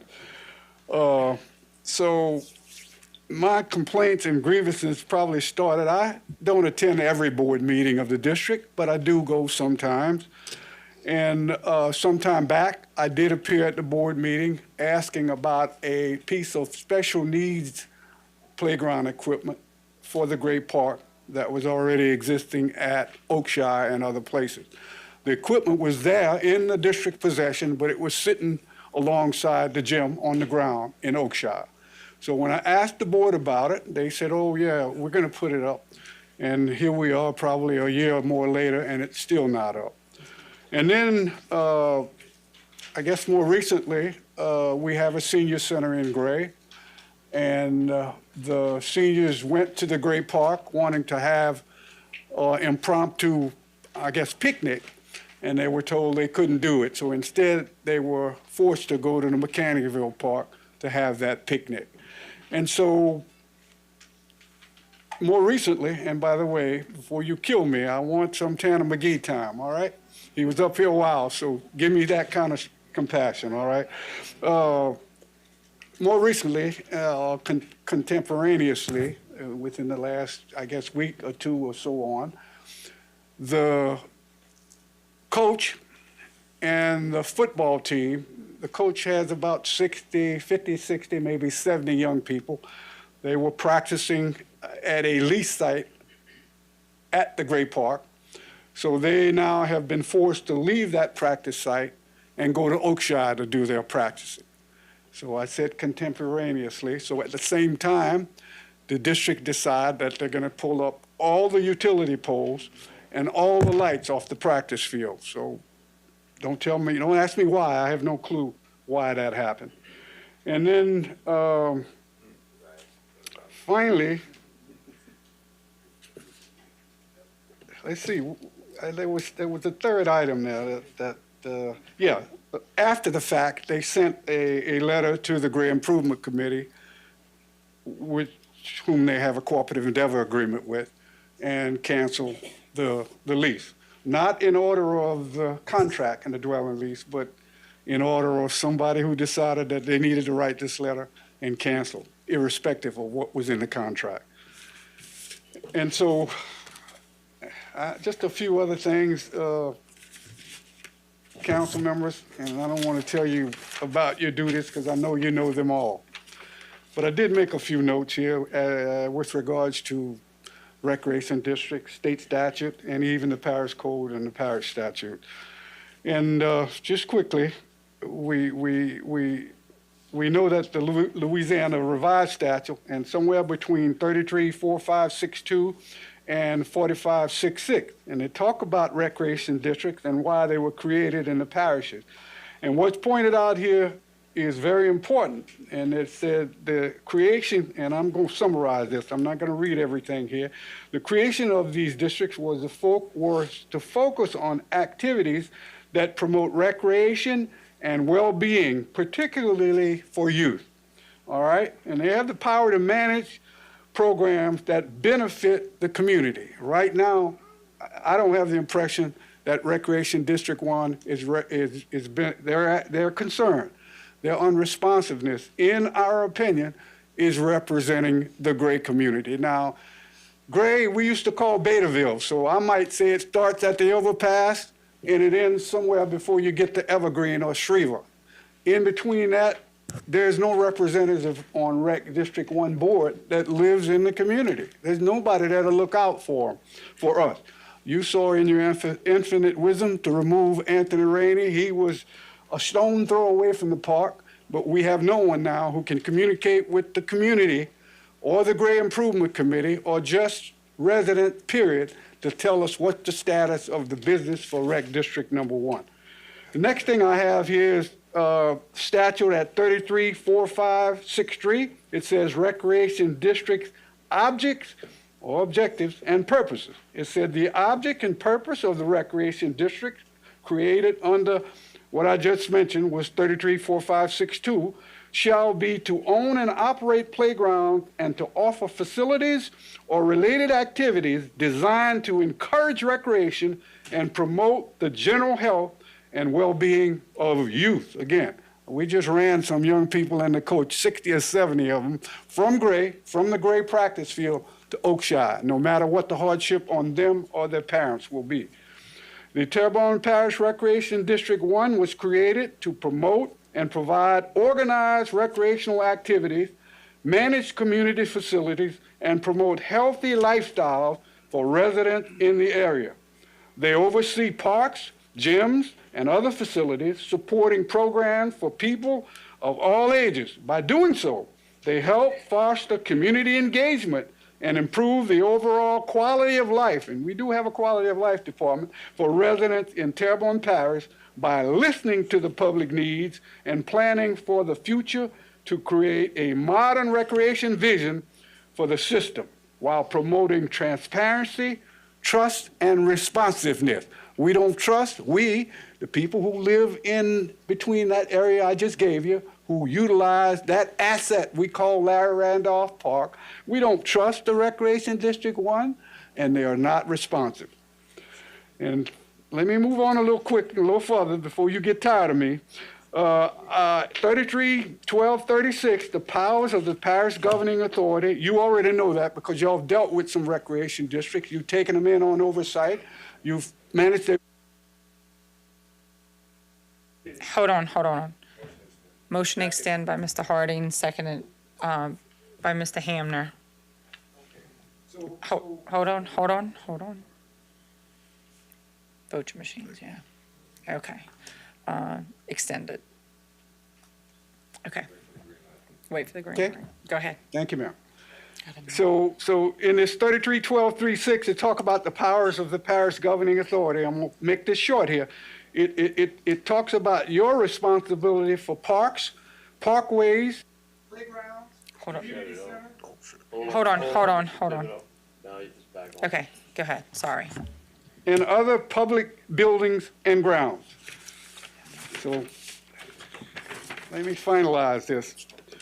They say, and the final question asks, what authority does the parish council have over its recreation districts? And again, I ain't gonna go through all of this with you, but the parish council has oversight, you understand that, authority over the recreation districts, which are community-focused organizations providing recreational opportunities for residents.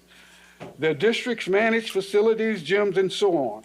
And the bottom line is, this setup all allows the districts to provide various programs and activities while working within the parish broader governance framework. So, my final comments to you all is that I believe all 7 members of the board for Rec District 1, and I can only speak to the assets we have in the great community, and that's the Larry Randolph Park. And I believe that they have failed to discharge their public obligations under common law, customs, or in this case, state and parish statutes. So if I had my choice, and I'm gonna ask you tonight, remove all 7 of them, and let's do something different. Thank you. Okay, thank you. Okay, Mr. Harding, do you want to speak now or do you want to go through? Okay, all right. So do the.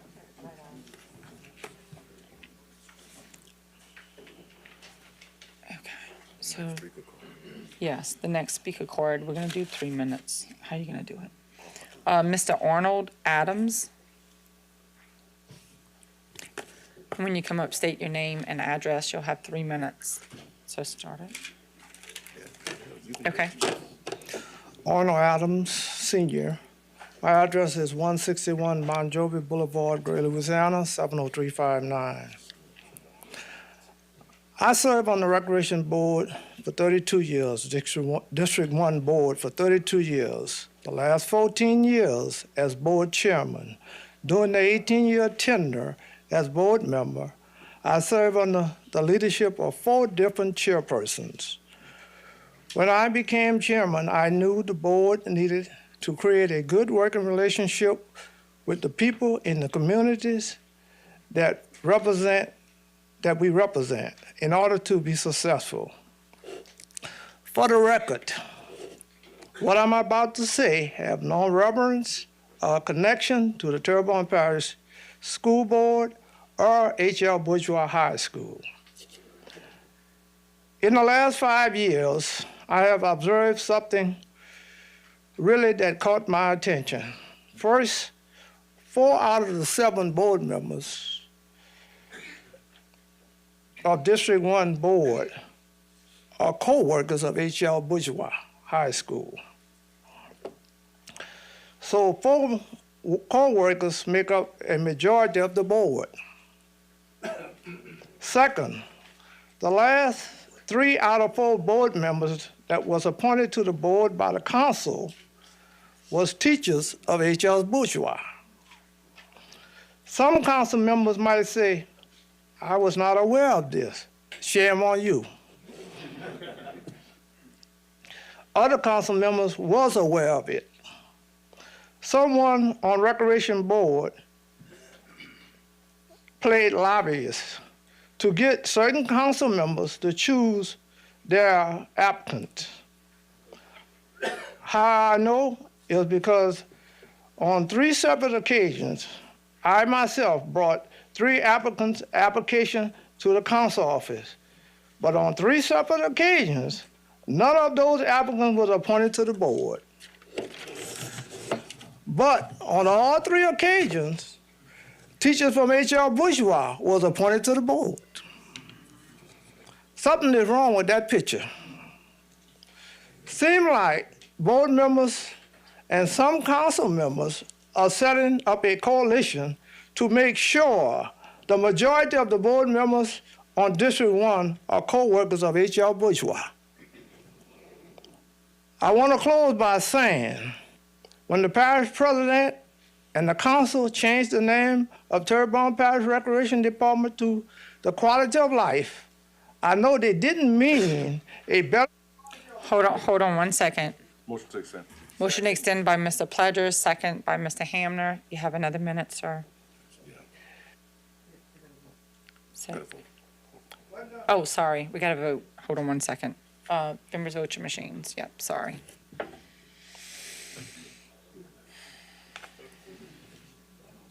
Will it pop up? 9-0. Okay. Go ahead, sir. When the parish president and the council changed the name of Terrebonne Parish Recreation Department to the Quality of Life, I know they didn't mean a better quality of life, health, well-being, and wellness for some and retaliation for others. Today, I didn't come here to pick a fight with anyone, but I did come here to stand up for what is right for everyone. Thank you. Thank you.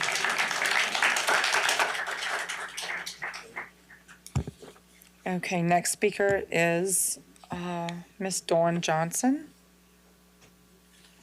State your name and address for the record. You have 3 minutes. Okay, go Hello, ahead. my name is Dawn Johnson. I live at 212 Willowdale Drive in Gray, Louisiana. I am a concerned citizen in the Gray community. I thank you so much for allowing us to be able to stand before you today and to share our concerns with you because it's very important. And after Mr. Thibodeau and Mr. Arnold, as you heard, they were very passionate and very compelling in what they said about our community. And just to let you know, I am the president of the Gray Improvement Committee, and we've been working in the community for years and working with District 1 for years.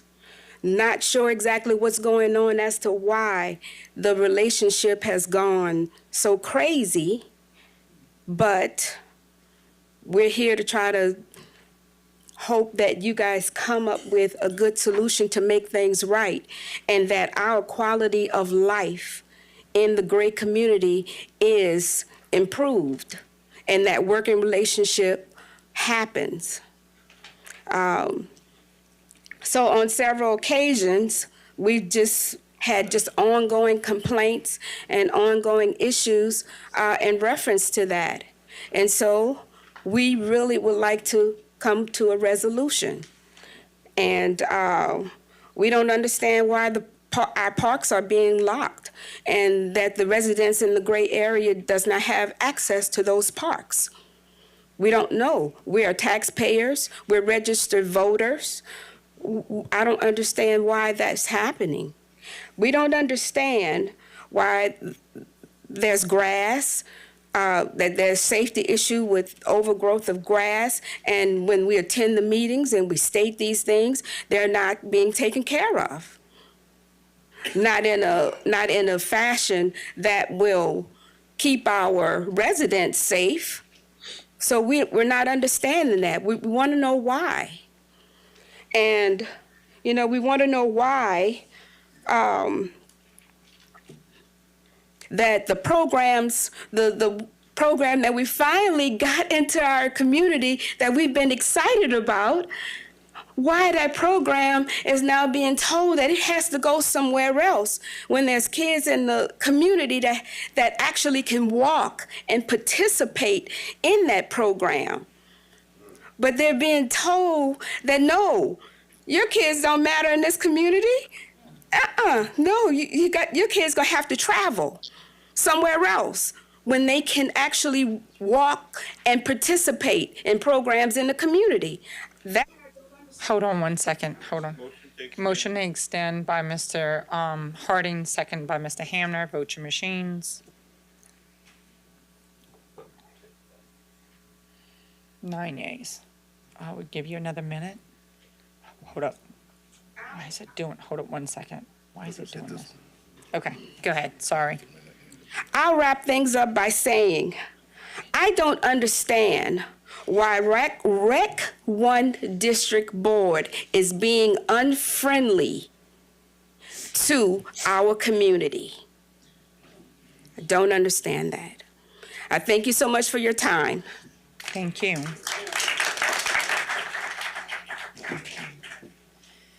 Next speaker, Cord Torrey Adams. Please state your name and address for the record, please, and you'll have 3 minutes. How y'all doing today? My name Torrey Adams. I live at 139 Crestview Court in Shreveport, Louisiana. I'm a husband, I'm a father, I'm a community coach. I coach, she says 60-something kids, but in the course of a year, I'm able to mentor 200 and some kids and parents a year. And between the ages of 5 and 12, you know, the kids, and even basketball, we coach kids all the way to 17. And, you know, we've been having a little bit of trouble from the very beginning. So the quality of life, they do their part with me. Like, I'll go and get stuff from them, what I need. But when it's come down to the rec district, it's all different. So I'm a for instance, give me that notebook right there, please. So the very first time, so I started coaching in 2014, by the way. So in 2024, I branched off on my own, away from, I used to coach with the Shreveport Stars. So I branched off in 24 and I started my own program. So the very first time we had practice, we practiced at the Great Park for flag football.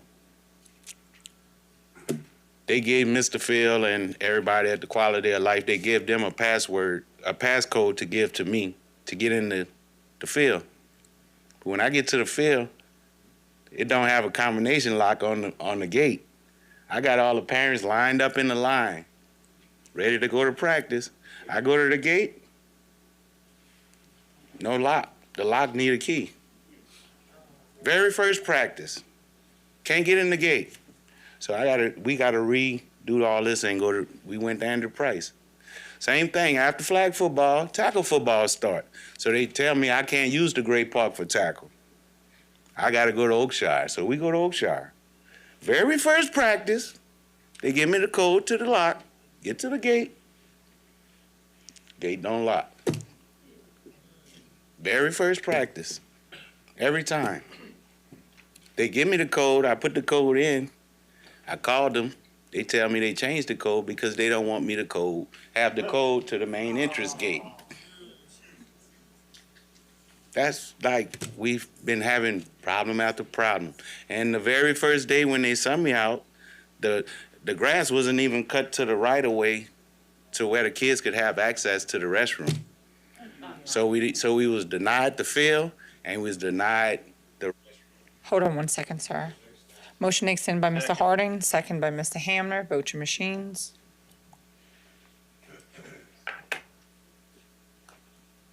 Okay, motion to extend for a minute. Go ahead.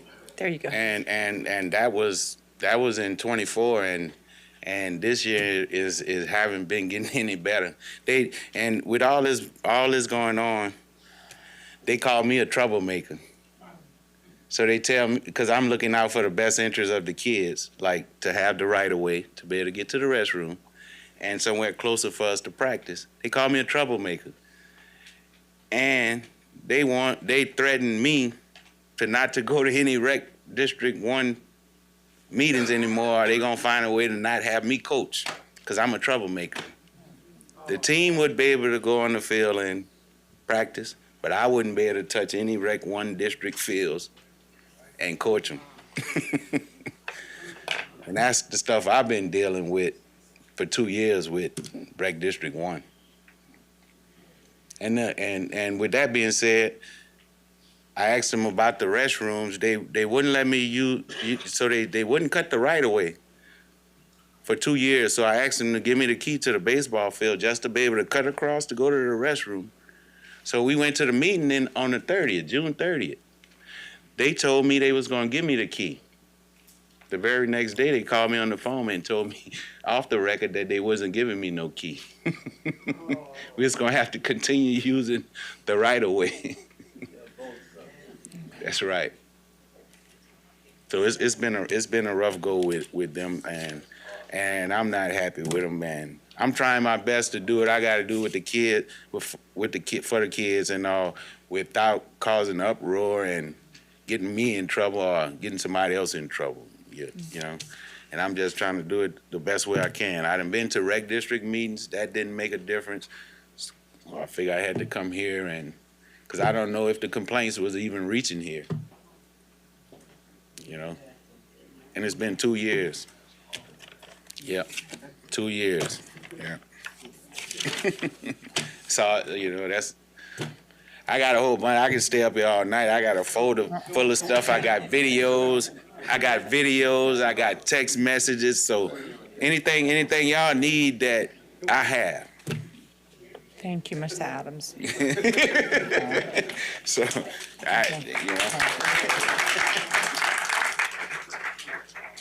Okay, next speaker card is Mr. Anthony Rainey. And you'll have 3 minutes, Mr. Rainey. State your name and address. Anthony Rainey, 3593 Highway 316, Gray, Louisiana. Now let me sum it all up. The first complaints we had about the park was it was being closed too early to the people in the Gray community. They couldn't exercise, they couldn't walk. So we go to the board, we ask the board, why are we closing the park so early? The board tell us that the guy that closes the park got into it with the kids in the neighborhood. And they had a beef backwards and forward and threatened. I said, well, I tell you what, why you don't call the police? That's the police job the last time I checked, but to serve and protect. We're not gonna let 1 or 2 little kids in our neighborhood ruin everything for everybody else.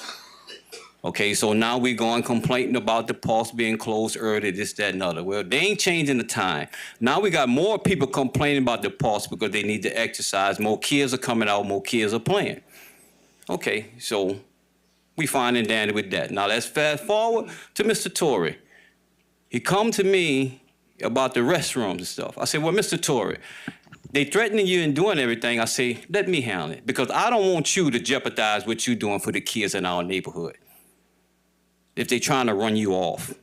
Okay, now all of this sum up for simple requests to use the human right to use the restroom. Okay, any of y'all familiar with the Gray football field? You familiar with the Gray football field? Okay, so the Gray football field is located behind the Randolph Park. Okay, in order to get to that field, you can access it through the Gray Park by walking, but we can't access it because the gates are locked. Okay, otherwise, when you go through Mobile Estate, you go in there and that's how you park to go to football practice. So all of this started because we asked for a simple right to get a key to go to the restroom. They wouldn't get a coach the key. Every time we go to the board, they say it's TPR, it's TPR. TPR got to do that. Okay, so I call parish management, try to talk to Mr. Norliret. You know, I didn't talk to him, so I guess he must have corresponded with Mr. Field. So Mr. Field calls me. He tells me, well, Mr. Rainey, they not putting no restroom out there. The board chairman says that they have access to the restroom. I say, Mr. Field, can you please come see that they do not have access to the restroom because they are not opening the gate? He said, well, Mr. Rainey, that's the way it is, and they're not going to do it. So I said, okay, well, you don't want to come see me. I'm going to come see you. So I put it on Facebook. I show it to the whole public, okay? So that's the problem we're having. So now. Hold on, Mr. Rainey, hold on. Motion extended by Mr. Harding, second by Mr. Hamner. Vote your machines. Wait till the green light comes on. Motion passes. You have a minute, sir. So now we got a guy that opening and closing the park, okay? He's there, he's talking to the people, you know, reckless or whatever. He's not a people's person, if you ask me. In order to have that job, you deal with a bunch of people, okay? Now, you having a bunch of problems with one or two little kids in the neighborhood, okay? Now, I see Miss Yolanda. Where Miss Yolanda at? Can you come see, ma'am? Now, this is a Terrebonne Parish cheerleader coach that have 35 or 40 little kids young ladies that she's teaching to cheer. Okay, she's having cheerleader practice. This same guy that's opening and closing this park, he calls the police for the little girl, for the young lady. He calls the police and tells the police she's having an unauthorized event. Okay, now you won't call the police for the little kids that's bothering you, but you're calling that for a young lady that's volunteering her time. Something is wrong with this picture with this board, okay? So I go back to the board, I say, y'all are violating the parish ordinance. Section 21.1, the parks should be open from dusk to dawn. Could you please just open the parks back up so the people can do what they need to do in our community? Okay, now, back to Mr. Torrey. They forcing him to go to Oakshire when, even if they took all the lights, the goalposts, they took everything that they may have put on that park. But before we got that park, we was practicing in Randolph Park. Okay, so you want to send us 8 miles up the road when you can move us 1 block right here. But you don't want to do that because you don't want to open up the gates. And they can walk from there to. Hold on, Mr. Rainey. You want to extend? Okay. Okay. All right. That was your time, sir. Okay, thank you. Mr. Harding, Councilman Harding. Thank you, sir. The reason why that this process had taken place because, number one, I don't want to offend the process and the way it should be handled. I myself have actually, on a number of occasions, been called to attend a rec meeting. I've actually heard a number of complaints. And after hearing, I might as well call your name, Anthony, from being here, last council meeting, I was more concerned, and to even see that the poles that were taken down and the circumstances that led up to that, I was somewhat at a rage. And it's been a problem in Terrebonne Parish now, quality of life in reference to recreation. Who owns the property? They collect a millage. There are some circumstances where different millages have different situations. So the recommendation was to come here and have an opportunity, because I felt as if the people in the Gray area, in the Shriever area, in the Johnson Ridge area, in the Bayou Blue area, and some folk that were in the Koto area, those people were actually having an opportunity when you look at Terrebonne Parish and the growth of Terrebonne Parish, because this recreation district a few years back only collected about $600,000. And in that area where Gray is, there's been so many industries that actually come into that particular area. So they basically doubled the amount of money that they are collecting. So in collecting that money, and most of the people that playing on that football team is from the Gray area. So not to really attack Rec 1, I think it's recreation, and Mr. Thibodeau, you alluded to it. Yes, we did support the fact that, we were against that. But then if we want the quality of life for everyone, then it has to pack fair. So I asked the parish attorney to listen to the complaints. And how does it associate with quality of life? Because I'm trying to figure out if the recreation district is responsible for the maintenance and the upkeep, and the quality of life presents a program by demand, that program should be there because of the demand. So I'm suggesting, after I hear from our attorney, that you revisit at the next meeting at Recreation District 1, not to overstep there, and see if your voices will be heard much clearer now. Then, if you feel as if, with some type of justification, that you are not satisfied when you go to that recreation district, then come back here. But we want to do it in order. Address the issue again with Recreation 1. And if you're not satisfied, I'm recommending that you come back here. Ms. Neal, from what you actually have gathered and what we had talked about to actually try to rectify this problem. Thank you, sir. I took some diligent notes. So I'll follow up.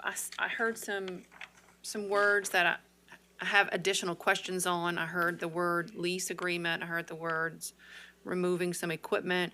I'm going to follow up with our quality of life director and see if I can get some answers to some questions that I have based on the notes that I took tonight. I'll follow up with you as well and let you know what we determine. And most important thing is the fact that the quality of life has been mentioned. And quality of life actually doesn't necessarily just have to be football. It could be a demand, in my opinion, for pickleball. And there's been a demand for pickleball. If the survey is actually done to have pickleball over that tennis court, where if it's locked at 6 o'clock at night or and no one can actually pull up to use the tennis court, but then, we're actually wasting our money, but we're all collecting taxes through a millage.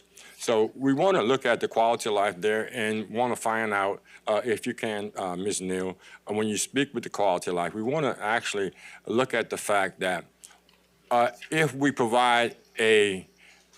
want to provide a service at Randolph Park, and the quality of life who have first preference at gyms, when these recreation districts have these gyms to give a quality of life basketball game, if it's sanctioned by the quality of life, then what we want to do is the fact that who has the power? Because I did some research on that, and a board member, actually, he was offended because I said they did not own the property. Can I ask you that question, Ms. Neal? Who actually owns the property in Terrebonne Parish by these recreation districts? Yes, sir. So there are some properties that the Recreation District 1 does actually own. I have not been able to determine which ones they are on the map, but when I looked into the assessor's office, I did see that they have some properties in several different places. So it could be that they own the particular properties that were mentioned tonight. I don't have the addresses on these parks that were mentioned tonight, so I'm going to go and look them up and see if they match the properties that the Recreation District actually owns. In some cases, I know in some recreation districts, they own property. Some recreation districts, They just run the property that the parish owns. So I'll have to go back and match the property in the assessor's records to the parks that I'm hearing about tonight to see if they actually own those. So that's going to require some additional research on my part. Yeah, and I'm only actually representing the people, and then I want them to hear it. You're gonna do some research, and I guess the great community, when they definitely be on me about representing them. That's what I'm doing right up here, right now. We wanna make sure that all the ducks are lined up, the I's are dotted, and the T's are crossed. Because we wanna actually, it's a nice park, you know what I mean? And I think I called one of our a member of the administration when the senior citizen problem arose, and we had to move the senior citizens to the Mechanicsville area. So that was something that we got to have a heart in Terrebonne Parish. You know what I mean? If it's a problem and you see there's a problem, but I promise you right now, I'm gonna fight against it. Because I think it's unfair. But I want to do it in order. I want to represent the people that's out there. Nothing against Rec 1. I think we have to find out who's in charge and how they operate. Thank you. Mr. Hamner. Am I on? Yes. Yeah. Carly, you were much nicer than I'm going to be because you said to tell these people to go to the next meeting and work it out. You know, they came and spoke up here for the children. Children can't wait for the next meeting. And I have one question for Hillary, for Jason. How soon can you address those needs, get the lights back on, get the grass cut, and get them some keys so that those kids can go play ball? Yeah, why wait for a meeting? You got the power. You're the director. You know, I'm not making a grandstand over here, but children need their parks. Yeah, and Michelle, you're right on top of everything as far as the legalities go, but let's not make our children wait, you know, for the adults to come to, you know, figure everything out. While the adults are figuring it out, let the children go play on those fields with grass cut and bathrooms open. Speak. Okay, hold on. And I know I put you on the spot, but you know, I spent 33 years of my life working with children of all ages. Haven't I, Miss Chauvin? She was one of them. And this was the other one. And that was the third one. Yeah. I wouldn't have let them do it to y'all. Don't let them do it to these kids today.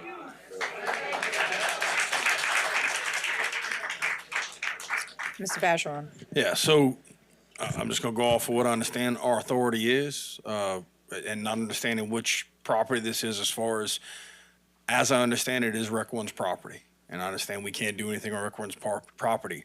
One of the things that we've been talking about over here is that we have this newly formed Rec Advisory Board. And I do feel like that this is a great opportunity for this to go to them. And I think this is why we exactly set up the Rec Advisory Board, is to work through issues just like this. So anything within our power, we'll definitely do, but if it's not our property, we can't. So I just got to confirm it legal and everything else, so. Yeah. Again, yeah, I don't want to let the kids wait while the adults try to figure it out. You know, let's do what's best for those children. That's our greatest. Yeah, we talked about a lot of things tonight. You know, assets to Terrebonne Parish and buildings and infrastructure. You know, but our greatest asset is those kids. You know, whether you're from District 1, District 2, District 6. Yeah, we're going to see what we can do, but if any of the council members up here know that there's something better as far as the rec districts versus what we can do with quality of life, I'm all ears. Okay, that's what I want to do. Okay. Mr. Amade. Thank you, Madam Chair. And for the council members, I would caution you to not jump to conclusions, Mr. Hamner. There's another side to this story. That is This agenda item says nothing about the discussion of problems with Rec District Number 1. It talks about a discussion with the Quality of Life Department. I didn't see Mr. Domingue stand up to the microphone. So we're apparently going after Rec 1 without inviting them to come defend themselves. So until anybody starts hussing and fussing and grandstanding, why don't you invite them to come and share? Or why don't you go talk to them? You know, I can give you a few answers right now. Their tax revenue was lost when Chevron and Shell moved all their assets out of the district. So they're trying to make up some of that money. Their insurance costs has tripled since Hurricane Ida. They have to make up that money. They're leasing a field that costs them over $50,000 a year to run when they got football fields at Oakshire and Andrew Price that can be used. The Randolph Park baseball field can be used for football practice. Because if Mr. Domingue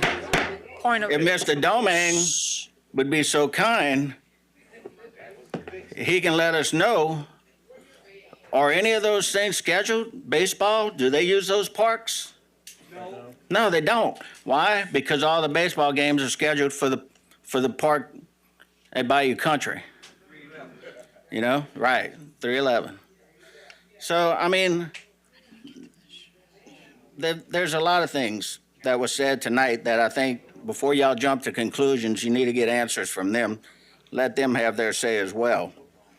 And I'll just leave it at that. For the audience, I need you to keep it down. Okay. Mr. Pledger. Good job, Madam Chair. And again, just to echo what she said, you guys just, I know the emotions are running a little bit high. I get it totally. But just a few points that I have to make, and of course, this is not in my district. I'm just going to speak based on passion. One, you guys are bringing it to us. My colleague, Mr. Amity, he said that there's another side to the story. It is another side to the story. With that being said, Parish President mentioned that it's a great opportunity for a Rec Advisory Board. I would have to not agree with that because the Rec Advisory Board deals with each individual chairman from all the rec districts plus the quality of life. If they did hear your complaint, they can't do anything. We make the decision of who sits on a rec board, who's got problems at the rec boards, and things like that. So with that being said, I'd suggest that something be developed or a committee or something be put together so we don't have to publicly insult people or not give people a chance by the council. You're the council chairman, Mr. Harding. So I would suggest you take this and make something happen and figuring out what we got going on. We're kicking that can. Mr. Hamden makes a very valid point. We're waiting for what? For them to talk to our legal, and what legal's going to do? Come back and tell us what she thinks, and she doesn't make the decision? No, we have to sit down and do that, whether it be 3 of us, 2 of us at a time, whatever, and we make the decision collectively. This is not something we're going to pass on to someone else, and we shouldn't pass it on to someone else. It's something we need to decide. Now, are all these allegations true? I don't know. Or with the rec district. Oh, you cut me off. No, I did not. Hold on. Motion to extend.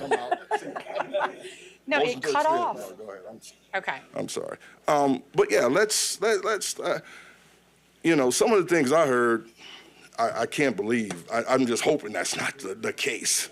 I'm just hoping that's not the case because specifically the young lady that came up and she spoke, I think she's the president of the committee. You mentioned something that's very important, even when you're buying a house, when people are looking to move into a parish because of a walking score. That makes a very good point there. You want to have facilities close, you know, but and the seniors being kicked out for an impromptu, whatever, I don't know. We have an issue. We have an issue. Tonight, it should be figured out where are we going to go from here? Them bringing the complaint to our legal, what that's going to do? It's not going to do anything. We have to do our jobs and make sure that the rec district is being treated fairly, and also that our people in the community are being recreated as such as recreation. Thanks. Thank you, Mr. Pledger. Councilman Harding. Yes. I agree, Mr. Pleasure. I actually appreciate the passion that Mr. Hammer has addressed, but we really need the information to be put out there correctly. I do not want to attack them. It's just like Mr. Amity said, they're not here. The intent was not to actually throw them under the bus. The intent was to hear from the people. And that we're hearing from the people. I spoke with the Quality of Life Director, and I'm gonna say this, and then I'm gonna go on. Because we have to get to the root of the matter, but I wanna get to the root of the matter is we got enough problems as it is, but then they have a problem out there in Gray. They were asked if they could use the baseball field, and they were denied for practice. Over 30 or whatever amount of thousands of dollars was actually spent to uproot the lights and the poles in Gray. They could have let them stay there, turned off, and didn't spend the money if they were in the hole. But they're not here, and that's why I want to go with these people to address it at their meeting. It's unfortunate that the kids may have to go there. They still can actually practice, or we have to work this out, or we may work this out between now and that meeting. But the matter needs to be addressed as soon as possible, because it's an issue for the kids. It's not, I don't know what's the problem there, but these people are demanding that, and I want to give them the opportunity or even invite them here. But then we have to take action. I would take any recommendation, but right now we will only bring it to the forefront of the people we can actually handle the matter the way it's supposed to be handled. Mr. Harding? Yes. Okay. Mr. Hamner? Yeah. I want to thank Councilman Amity for saying the words he said. It kind of brought me back down to earth, you know. I didn't mean to get so passionate about it. It's just that when it comes to kids, you know, I get my dander up, and that's all I ever really meant. I didn't mean put anybody on the spot, but yeah, I don't want the kids to have to wait for the adults to go through all the processes of everything. You know, that's all I ever really wanted. Thank you, Mr. Hamner. Mr. Amadei? Thank you, Madam Chair, and that's understandable, Mr. Hamner. Mr. Harding, were you given a number, an actual number of what it costs to take those poles down? No, sir. Oh, hold on. All right. No, sir. Well, someone in the public making those Facebook posts was saying $27,000. It was $2,750. And you and anybody else can see the invoices. One second. Ladies and gentlemen, I need you to remain calm and quiet. Thank you. I'm done. Okay. Okay, so we'll move on. Oh, Mr. Wazan. Thank you, Madam Chair. Would you like to add anything, Mr. Domingue? I just want to make sure you had the opportunity to come to the podium if you wanted to add anything to the conversation. Mr. Wazan? You want, okay. What, is she gonna put it on or me? Just to add, I had some very good conversations with Mr. Harding about this, told him how I was listening to what the concerns were. We talked about it at length. The issues that are brought up here today are concerning for everybody. We want to make sure that the people who are recreated in this parish, whether they're children or adults, are taken care of. And I think that the people who need to be informed were tonight, and that they are going to do their due diligence to find out all the facts on this and move forward.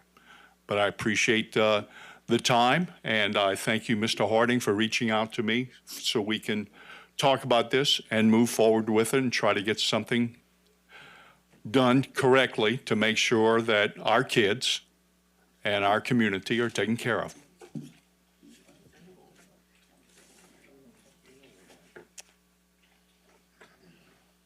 Okay, so we move on to the next. You come and take over? Okay, we'll go back to Chairman Harding.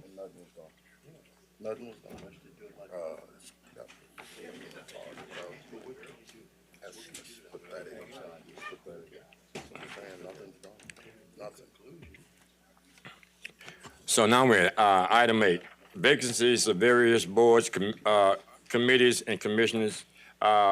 Recreation District 3A Board, 1 vacancy due to resignation. Recreation number 4 Board, 2 expiring terms on 10/11/25. Recreation District number 10 Board, 1 expiring term on 9/11/25.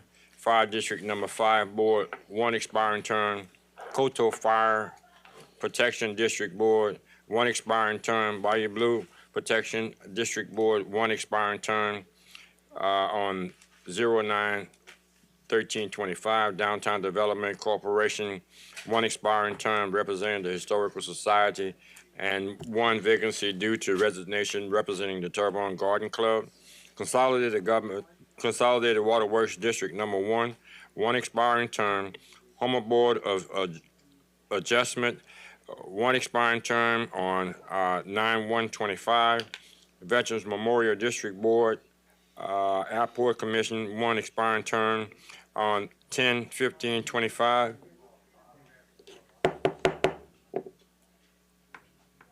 Coastal Zone Management and Coastal Restoration Advisory Committee, 5 expiring terms on 10/31/25. 1 representing commercial fishing, 2 representing the public, 1 representing property owners, and 1 representing recreational fishing. HACVB Board, 4 expiring terms, 12/31/35, 25. 1 representing historical culture, and 3 representing the civic non-profit organization. Announcement, Parish President. Yes, sir. Thank you. A few things to announce. Tomorrow at 8:59 at the Veterans Park on 311, there'll be a 9/11 Remembrance Day. Wednesday, 9/17, we're going to have the Pointe-au-Champ Town Hall at St. Charles Church in Pointe-au-Champ at 6 p.m. And then we have Hero Fest, September 19th through the 21st at the Civic Center. That supports all of our first responders and a lot of good food and music. Lastly, I just feel like I can't not say anything about life lost today based on violence that is just definitely not needed. I know we've had a lot of discussions here tonight, and we just definitely need to make sure at the end of the day that we have ultimate respect for each other and empathy for each other, to not know what maybe somebody else is going through, but that it doesn't escalate the violence. And so, if y'all don't mind, I'd like to have a moment of silence for Charlie Kirk and his family.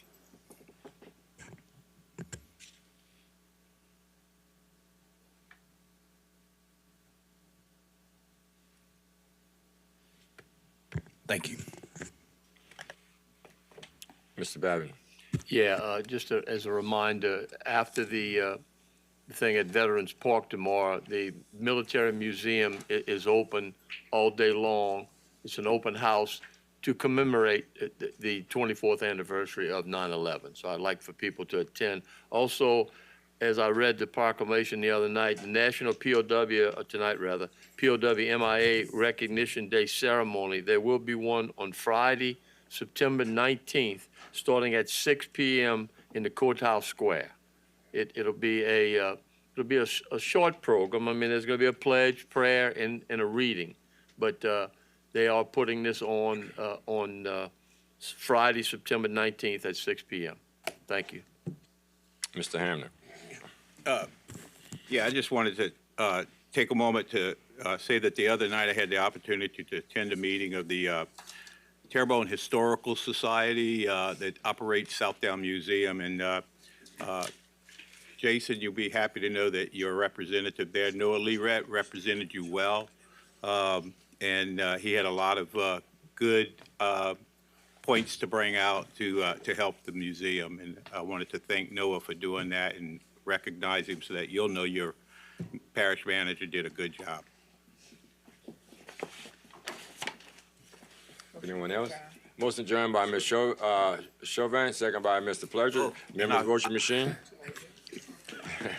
You voted for him? Felicia, sorry, I didn't. And I meant to say, hey, No, I was meant just to say I showing you. volunteered to No. help on this. So I apologize. Okay.